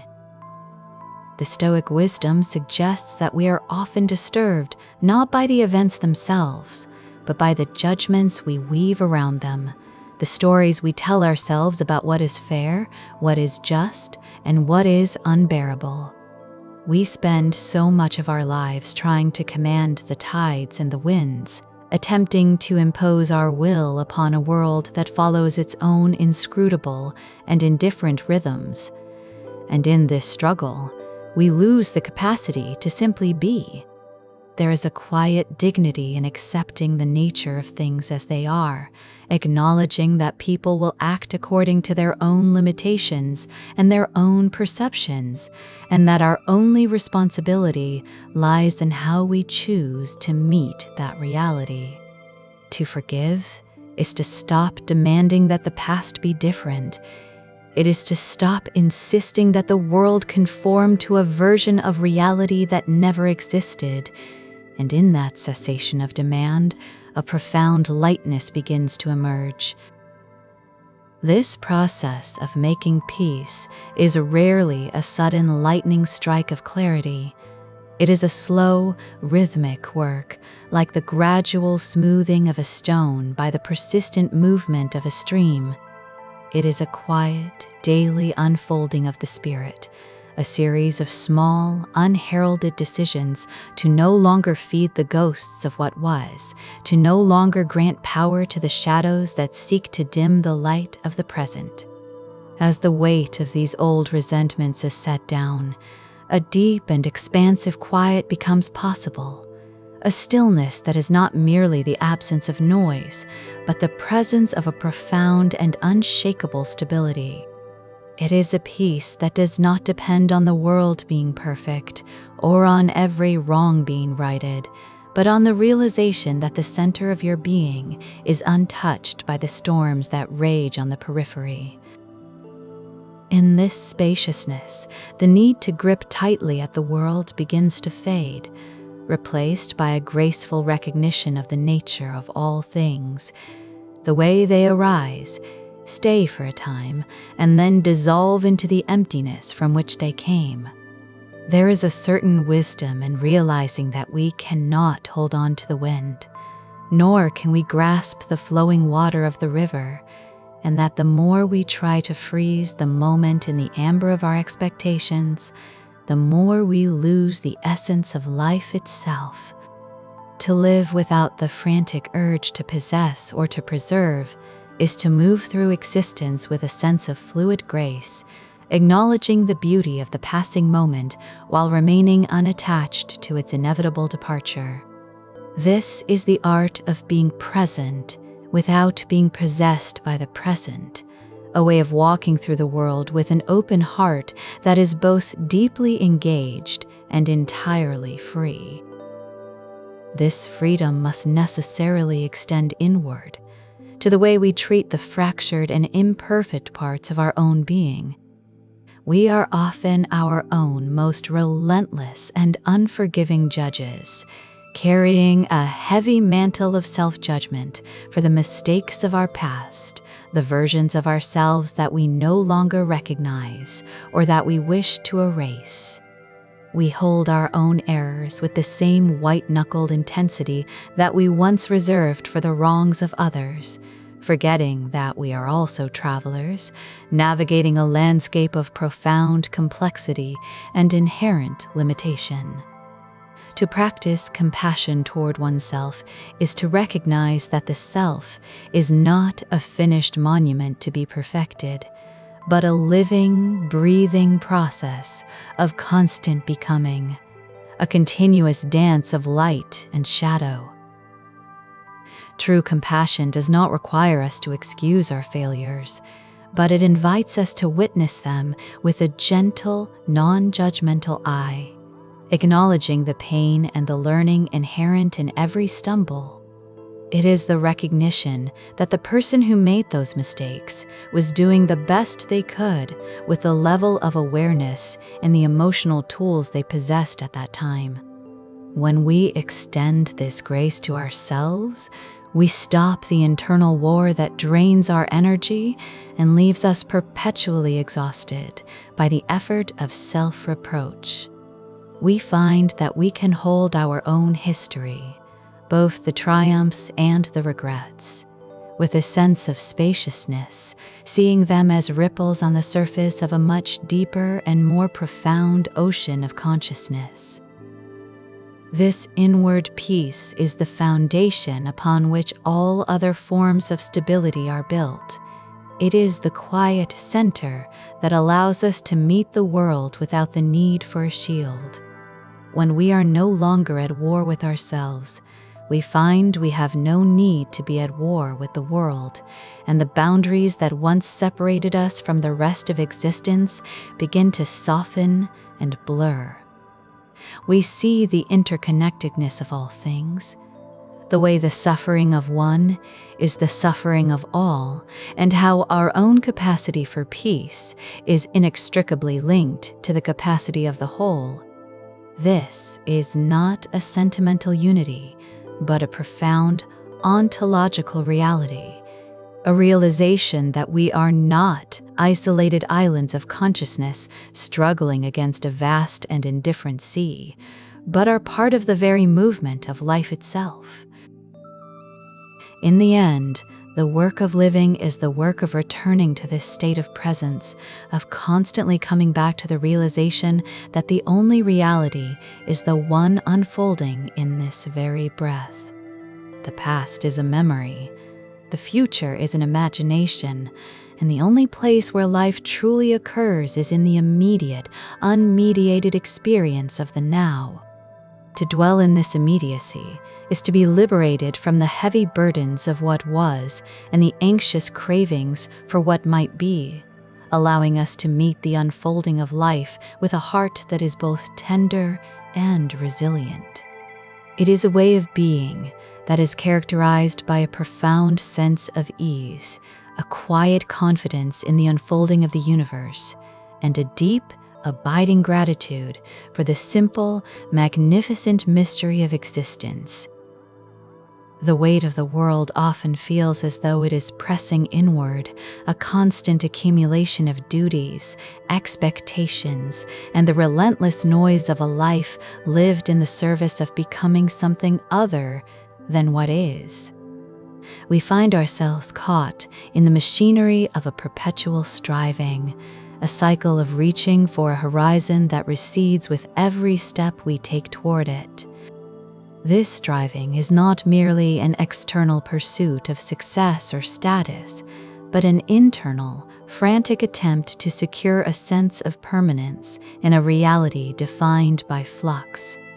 We seek to build monuments out of sand, attempting to fix our identities in place, to make our joys unchangeable and our sorrows non-existent. Yet, the very nature of the cosmos is one of constant movement, a grand, sweeping dance of rising and falling, of beginnings and endings that occur in every heartbeat.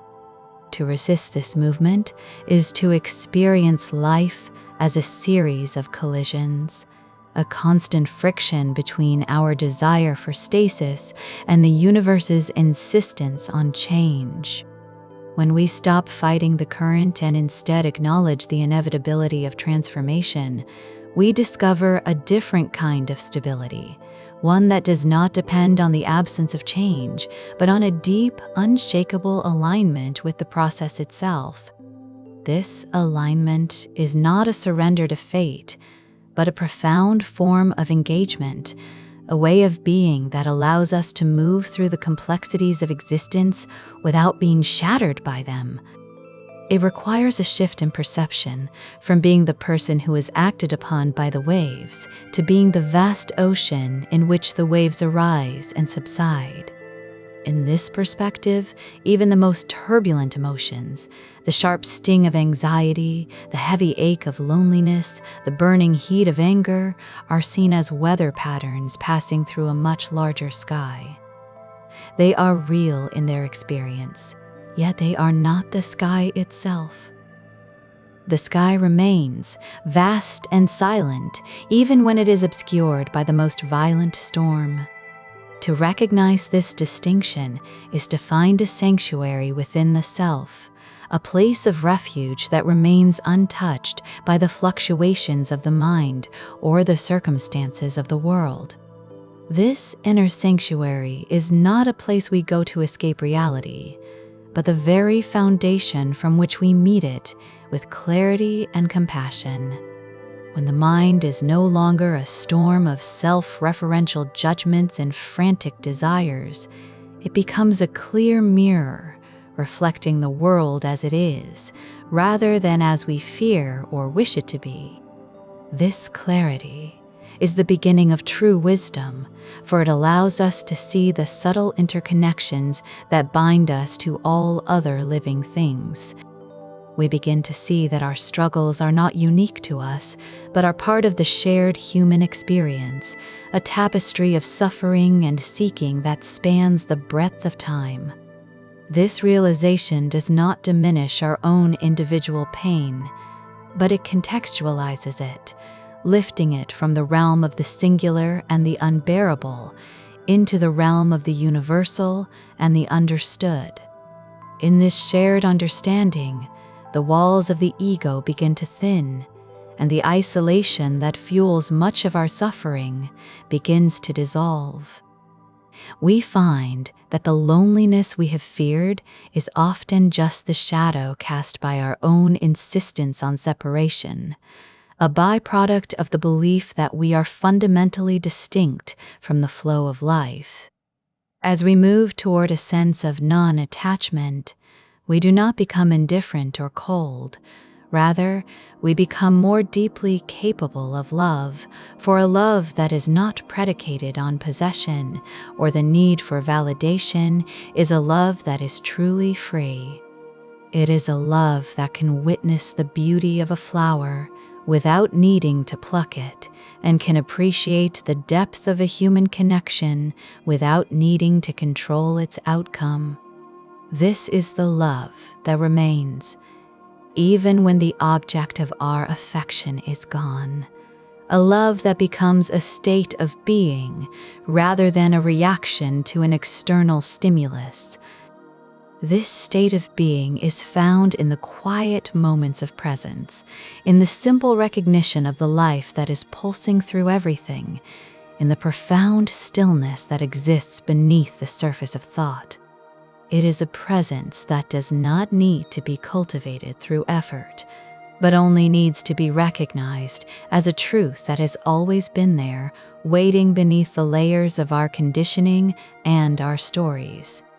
To live from this center is to walk through the world with a sense of quiet purpose, not directed toward a specific goal, but toward the simple, sacred task of being fully awake to the mystery of the unfolding moment. It is a way of life that honors the inherent dignity of the present, finding in the ordinary a depth of meaning that the striving mind can never grasp. In this way, we find that the peace we have been searching for was never something to be acquired, but something to be remembered, a natural state of being that remains our true home, even when we wander far from it, in our thoughts and our fears. The weight of an old grievance is a heavy stone carried in the palm, a jagged thing that draws blood from the hand that refuses to open.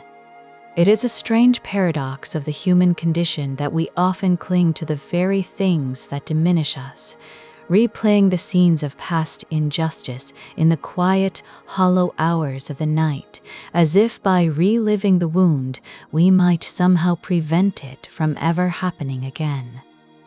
This mental rehearsal is a form of self-inflicted suffering, a way in which the mind constructs a prison of shadows, where the original injury is merely a ghost, but the anger we cultivate in its wake is a living, breathing entity that consumes the vitality of the present. To hold on to resentment is to grasp a coal that is still glowing with heat. The intention may be to strike another with its warmth, but the hand that grips it is the first to be scorched. There is a profound wisdom in recognizing that those who have moved through the world causing pain are often driven by a deep, unacknowledged turbulence within themselves. Much of the cruelty we encounter is nothing more than the outward expression of an internal fracture, a frantic attempt to shield a fragile ego, or a way to discharge a pain that they do not know how to contain. When a person acts from a place of ignorance or fear, they are essentially acting as a vessel for a sickness they did not choose, and their actions are a reflection of their own limited understanding rather than a true measure of your worth. To see this is not to excuse the wrong, but to understand its origin, shifting the perspective from one of personal victimhood to one of cosmic observation. The Stoic insight suggests that the only true harm that can ever be done to a human being is the harm done to their own character. The insults of others may bruise the ego or the reputation, but they cannot touch the core of the soul unless it is invited to surrender its integrity. The mind has a peculiar way of magnifying the ripples of a single event until they become a vast, turbulent ocean, making it easy to lose sight of the vastness of the sky above. We become so preoccupied with the turbulence that we forget the nature of the water itself. It is a law, as immutable as the turning of the seasons, that hostility is never resolved by more hostility, a recognition that attempting to extinguish a fire with more fire only serves to feed the flame. It is only through the steady, quiet application of compassion, a softening of the heart that does not require the other person to change, but requires only that we cease our own resistance to the truth of what has passed, that the cycle can be broken. This compassion is not a sentimental emotion, but a profound clarity, a realization that we are all navigating the same currents of suffering, driven by the same currents of desire and aversion. Forgiveness is often misunderstood as a grand gesture of reconciliation, a way of saying that the wrong was acceptable or that the perpetrator is blameless, but it is actually a much more solitary and sacred act of reclamation. It is the decision to stop allowing a past moment to dictate the quality of the present moment. It is the act of reclaiming the energy that has been spent on the altar of resentment and turning it back toward the life that is waiting to be lived. When we release the need to be right, or the need for justice to be served in this lifetime, we find a lightness that is almost incomprehensible to the striving mind. It is the slow, unhurried work of untying the knots of the heart, a process that cannot be rushed and cannot be forced, but can only be allowed to unfold as the truth of impermanence settles into the bones. The shadows of what was can be long and dark, stretching across the landscape of our current experience, but they are always subordinate to the light. There is a deep stillness that exists beneath the restless surface of the mind, a profound, unshakable quietude that remains untouched by the storms of thought or the tempests of emotion. This stillness is not the absence of noise, but the presence of a depth that is so vast that no single wave can ever truly disturb it. It is the ocean floor, silent and unmoved, even while the surface is tossed by the winds of anger, grief, or anxiety. We spend much of our lives focused on the surface, trying to smooth the waves or fight the wind, forgetting that we are the ocean itself and that our true nature is the stillness that lies far beneath the agitation. To find this stillness, one must learn the art of non-attachment to the stories we tell ourselves about who we are and what has been done to us. Our identities are often built upon the scaffolding of our grievances, our triumphs, and our traumas, creating a complex architecture of the self that requires constant maintenance and defense. We become the curators of our own pain, meticulously arranging the exhibits of our wounds so that we might show them to the world, or perhaps to ourselves, as proof of our righteousness. But this curation is an exhausting labor, a constant vigilance that prevents us from ever truly being present. When the heavy burden of the past is finally set down, it is not that the past ceases to have happened, but that it no longer has the power to define the essence of the being. There is a certain grace in the realization that we are part of a much larger, much older movement, a cosmic dance of rise and fall, of birth and death, of beginning and ending. In the grand tapestry of existence, the grievances that feel so monumental in the heat of the moment are but tiny threads woven into a design so vast that they are nearly invisible from a distance. This perspective does not diminish the reality of human experience, but it provides a context that prevents the individual moment from becoming an all-consuming reality. It allows for a sense of spaciousness, a way of holding the pain without being consumed by it, observing the rise and fall of the emotions as one might watch the clouds passing across a summer sky. The work of making peace is often a quiet, internal revolution, a series of small, almost imperceptible shifts in how we relate to the world and to ourselves. It is found in the moments when we choose not to bite back at a sharp word, or when we allow a memory of an old hurt to pass through the mind without grasping it, without feeding it with the fuel of indignation. It is the cultivation of a gentleness that is not weakness, but a profound strength.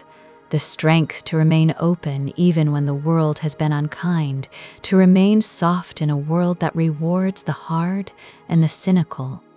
This softness is the gateway to the stillness, for a hard object can be shattered by a blow, but the water simply flows around it, and the wind passes through the trees without leaving a trace of its movement.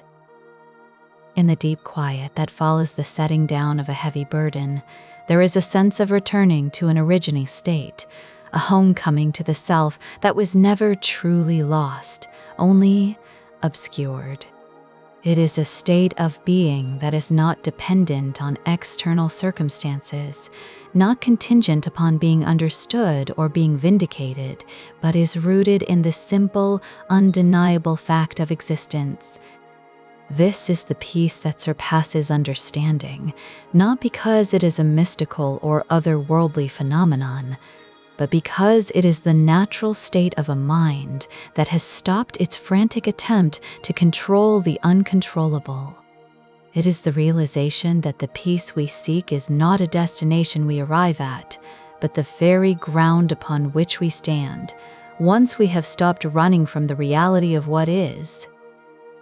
As the mind settles, the distinction between the observer and the observed begins to thin, and the intense, localized feeling of the I that suffers begins to dissolve into a more expansive awareness. The boundaries that separate us from the rest of the world, the boundaries constructed by our judgments, our likes, and our dislikes, become porous, allowing a sense of interconnectedness to flow through the cracks. We see that the pain of the other is not so different from our own, and in that seeing, the impulse to judge is replaced by a quiet, steady compassion. This is the true freedom, not the freedom to do as we please, but the freedom from being a slave to our own impulses and the echoes of others' actions. It is the freedom of the open sky, which allows all things to pass through it without ever being changed by them. The silence that follows is not an empty silence, but a fullness, a presence that is rich with the subtle textures of being. It is in this silence that the truth of impermanence is most clearly heard, the subtle rhythm of the universe breathing in and out, constant and ever-changing. To dwell in this silence is to witness the dance of the shadows and the light, understanding that both are necessary, both are fleeting, and both are part of the wholeness of the experience. In this state, there is no need for the constant striving to be something more or to have something more, for the present moment is itself the ultimate reality, the only place where life is ever truly lived. The weight of the world often feels as though it must be carried on the shoulders, a physical manifestation of the obligations and expectations that press down upon the spirit. Yet the nature of the mind is such that it often seeks to carry far more than what is actually present. We find ourselves grasping at the threads of a future that has not yet arrived, spinning elaborate tapestries of anxiety about events that may never occur, or we find ourselves anchored to the heavy stones of a past that can no longer be altered. This mental time travel is a fundamental source of exhaustion, a constant oscillation between the regret of what was and the fear of what might be, which leaves very little room for the simple, unadorned reality of what is. When the mind is caught in this cycle, it becomes like a mirror that is constantly being shaken, reflecting a fragmented and distorted image of the world rather than the clear, steady light of the present. There is a profound wisdom in the recognition that much of the suffering we endure is not caused by life itself, but by our resistance to the way life is unfolding, by our frantic attempt to impose our will upon the natural flow of existence. To resist is to swim against a current that is vastly more powerful than our own strength, a struggle that produces only fatigue and the illusion of control. There is a quiet dignity in the surrender to the inevitable, a realization that acceptance is not a form of defeat, but a way of aligning oneself with the truth of the moment. This alignment does not require us to like everything that happens, nor does it require us to remain passive in the face of injustice. Rather, it is a state of being where we meet reality without the distortion of our immediate emotional reactions. It is the ability to see a situation for what it is, without the layer of judgment that says this should not be happening, or that this is a catastrophe. When we strip away the layers of our own interpretation, we find that life is often much more neutral and much less threatening than the stories we tell ourselves.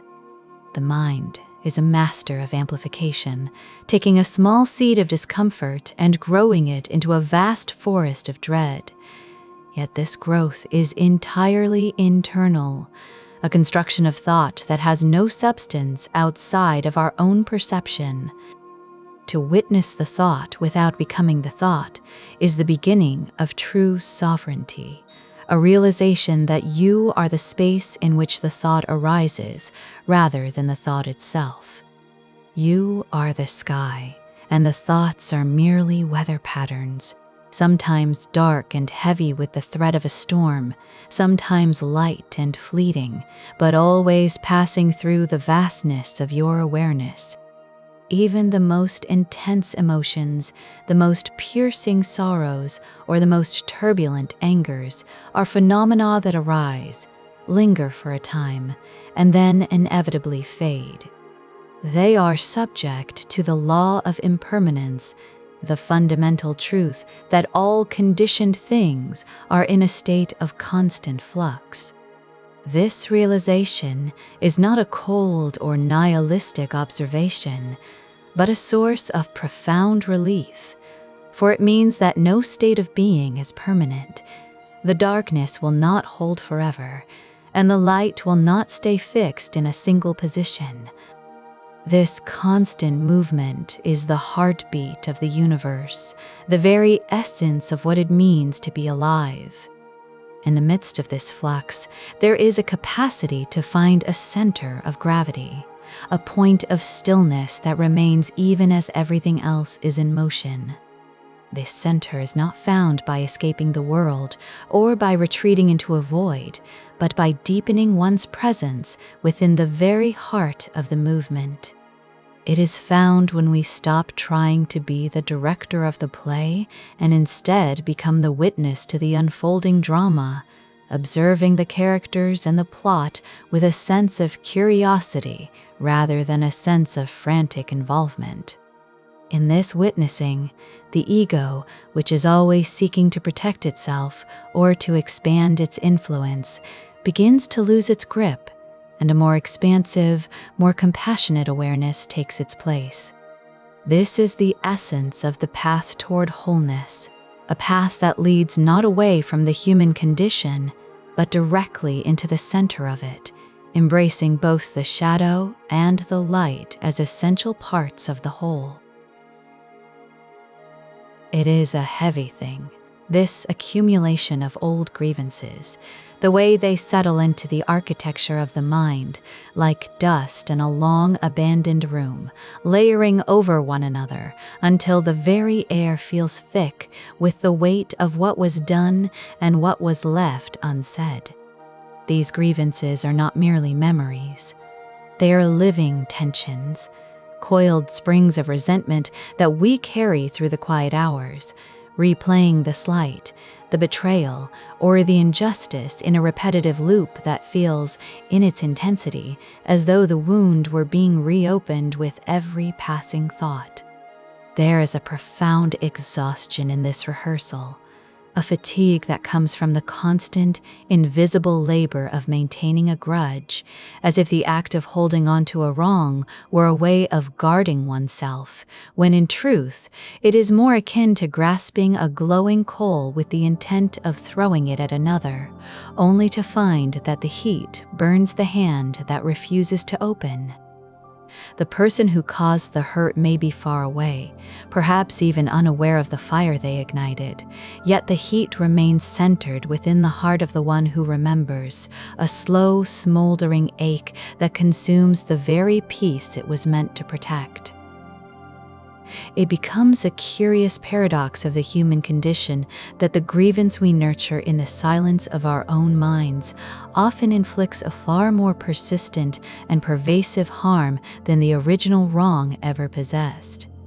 The event itself was a moment in time, a finite occurrence that has passed into the realm of the unchangeable. Yet, the resentment we cultivate expands that moment, stretching it across years, inflating its importance, and allowing it to color every subsequent interaction and every future expectation. We become architects of our own suffering, building elaborate structures of indignation around a single stone. And in doing so, we lose the ability to inhabit the present moment, finding ourselves instead trapped in a psychological landscape of what might have been or what should have been. There is a certain vanity in this suffering, a subtle, unexamined part of the ego that finds a dark purpose in being the victim, as if by suffering intensely enough, we might somehow demand a justice from the universe that the world is not equipped to provide. To look deeply into the nature of those who have caused us pain is to see, perhaps for the first time, the profound tragedy of their own limitations. The person who acts with cruelty, or who speaks with malice, or who neglects their responsibilities to others, is often acting from a place of deep-seated ignorance, driven by a wellspring of fear, or a lack of understanding about the interconnectedness of all things. They are often the victims of their own unexamined shadows, reacting to perceived threats, or acting out the patterns of their own unhealed wounds, moving through the world as if they were isolated islands, unaware of the wake they leave behind. When this is seen, the anger begins to transmute. It does not necessarily vanish into a forced sentimentality, but it shifts its quality, moving from a sharp, reactive heat toward a more quiet, observant compassion. It is not an excuse for the behavior, for the wrong remains a wrong, but it is a recognition of the reality of human imperfection, an understanding that no one is ever truly the master of their own impulses or the architect of their own peace. The Buddha spoke of this truth with profound clarity, reminding us that hatred is never ceased by hatred, but only by non-hatred. It is the law of the mind that requires a different frequency to resolve a dissonance, for one cannot extinguish a flame by adding more fuel to the fire. To meet anger with anger is to participate in the very cycle of suffering that we seek to escape, to become an extension of the very energy that caused the initial discord. There is a radical, quiet power in the refusal to participate in this cycle, a strength that resides in the capacity to meet hostility with a spacious, unshakable stillness. This is not a passive surrender, but a profound act of will, a decision to prioritize the integrity of one's own soul over the desire for retribution. It is the recognition that our character is the only thing we truly possess, and to allow the bitterness of another to reshape our internal landscape is to grant them a dominion over us that they do not deserve and that we do not need to concede. There is a Stoic wisdom in the understanding that the only lasting harm is that which we allow to penetrate the inner citadel of our own reason and virtue. The world will always present us with things beyond our control. The actions of others, the whims of fortune, the inevitable shifts of time, but the space between the event and our response remains a sanctuary of our own making. To hold a grudge is to allow the chaos of the external world to breach that sanctuary, to let the turbulence of another's life become the turbulence of our own. There is a profound freedom that arises when we realize that forgiveness is not a gift we grant to the offender, but a release we grant to ourselves, a way of setting down a heavy, jagged weight that we were never meant to carry into the future. It is the slow, deliberate work of unclenching the hands, of allowing the muscles of the spirit to relax after a long, unnecessary tension, and of reclaiming the energy that was being spent on the maintenance of an old, dead grievance. This process of making peace is rarely a sudden epiphany. It is more often a slow, incremental unfolding, a gradual loosening of the grip that the past has on the present. It is a quiet, persistent leaning toward the light of understanding, even when the shadows of resentment still linger at the edges of the vision. It is the recognition that we are part of a vast, flowing continuum of life, a movement that is constantly renewing itself, and that to cling to a moment of darkness is to resist the natural rhythm of the whole. As the layers of resentment are peeled away, a different kind of quiet begins to emerge, not the hollow silence of an absence, but the full, resonant stillness of a presence that is no longer divided against itself. It is a wholeness that accepts the presence of the shadow without being consumed by it, a peace that is not the absence of conflict, but the presence of a deep, abiding equilibrium. In this stillness, the boundaries of the self begin to feel less like walls and more like porous membranes, allowing for a sense of connection to the life that flows through all things. The isolation that feeds loneliness and the rigidity that feeds anger both begin to soften, replaced by a sense of belonging to the unfolding mystery of existence. There is a profound relief in this surrender, a letting go of the frantic need to be right, to be seen as the victim, or to be the arbiter of justice, in favor of simply being part of the great, unhurried movement of being. The mind, once a battlefield of competing grievances and defensive maneuvers, becomes a clear vessel, capable of observing the passing thoughts and emotions without being swept away by their currents.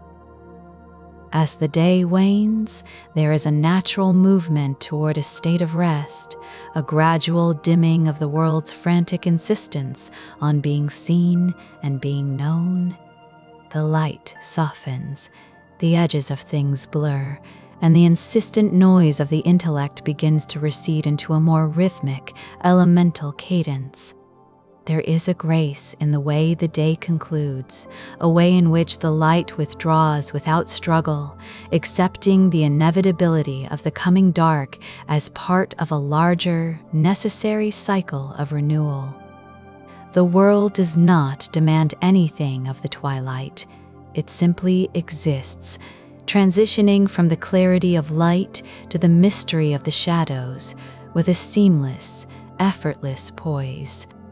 There is a deep, inherent peace in this surrender to the natural order, a realization that the end of the day is not a loss, but a necessary part of the breathing rhythm of the universe.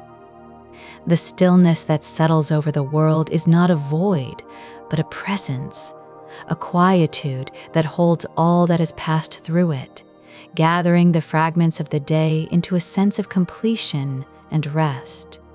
The light fades, the movement slows, and there is only the vast, unhurried continuity of being as the day finds its quiet, natural conclusion. The weight of a long day often feels like a collection of many small, unrecorded burdens, a subtle accumulation of tensions that have settled into the marrow of the spirit, as if we have been carrying a heavy mantle through a crowded street. We spend so much of our waking hours navigating the friction of the world, reacting to the sharpness of a word, the pressure of a deadline, or the quiet ache of a misunderstood intention, and we forget that the mind is capable of something far more expansive than mere reaction. There is a tendency to mistake the frantic pace of our thoughts for the true nature of our being, as if the swirling of the surface waters were the same as the deep, silent currents that move far below. We become so entangled in the narrative of our own lives, the constant editing and revising of our roles, our failures, and our aspirations, that we lose the ability to simply witness the unfolding of existence as it is, without the interference of our own judgments. This constant striving to be someone, to achieve something, or to fix something is a profound form of exhaustion, a restless movement that seeks to find a permanent stability in a world that is characterized by its very lack of permanence. To understand this is to see that the discomfort we feel is often not caused by the world itself, but by our resistance to the fact that everything is in a state of constant flux. We attempt to build fortresses out of sand, trying to hold on to moments of joy or avoid moments of sorrow. But the tide of time is indifferent to our constructions. There is a certain dignity in acknowledging this impermanence, a quiet strength that arises when we stop fighting the movement of the river and instead allow ourselves to be carried by its current.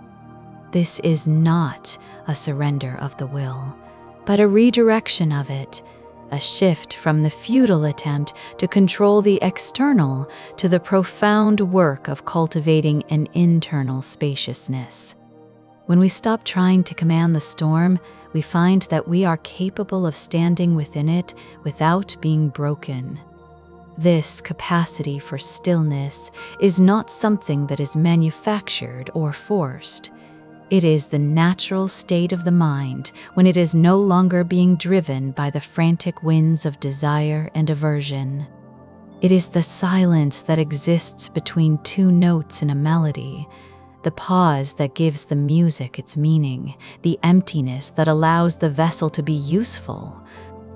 As the world outside grows dim, the distinction between the self and the surroundings begins to lose its sharp, jagged edges, and the sense of being a separate, isolated entity starts to feel like a temporary illusion. The boundaries of the ego, which feel so solid and unyielding during the heat of the day, begin to soften in the cooling air of the evening, revealing a truth that is often obscured by our constant activity.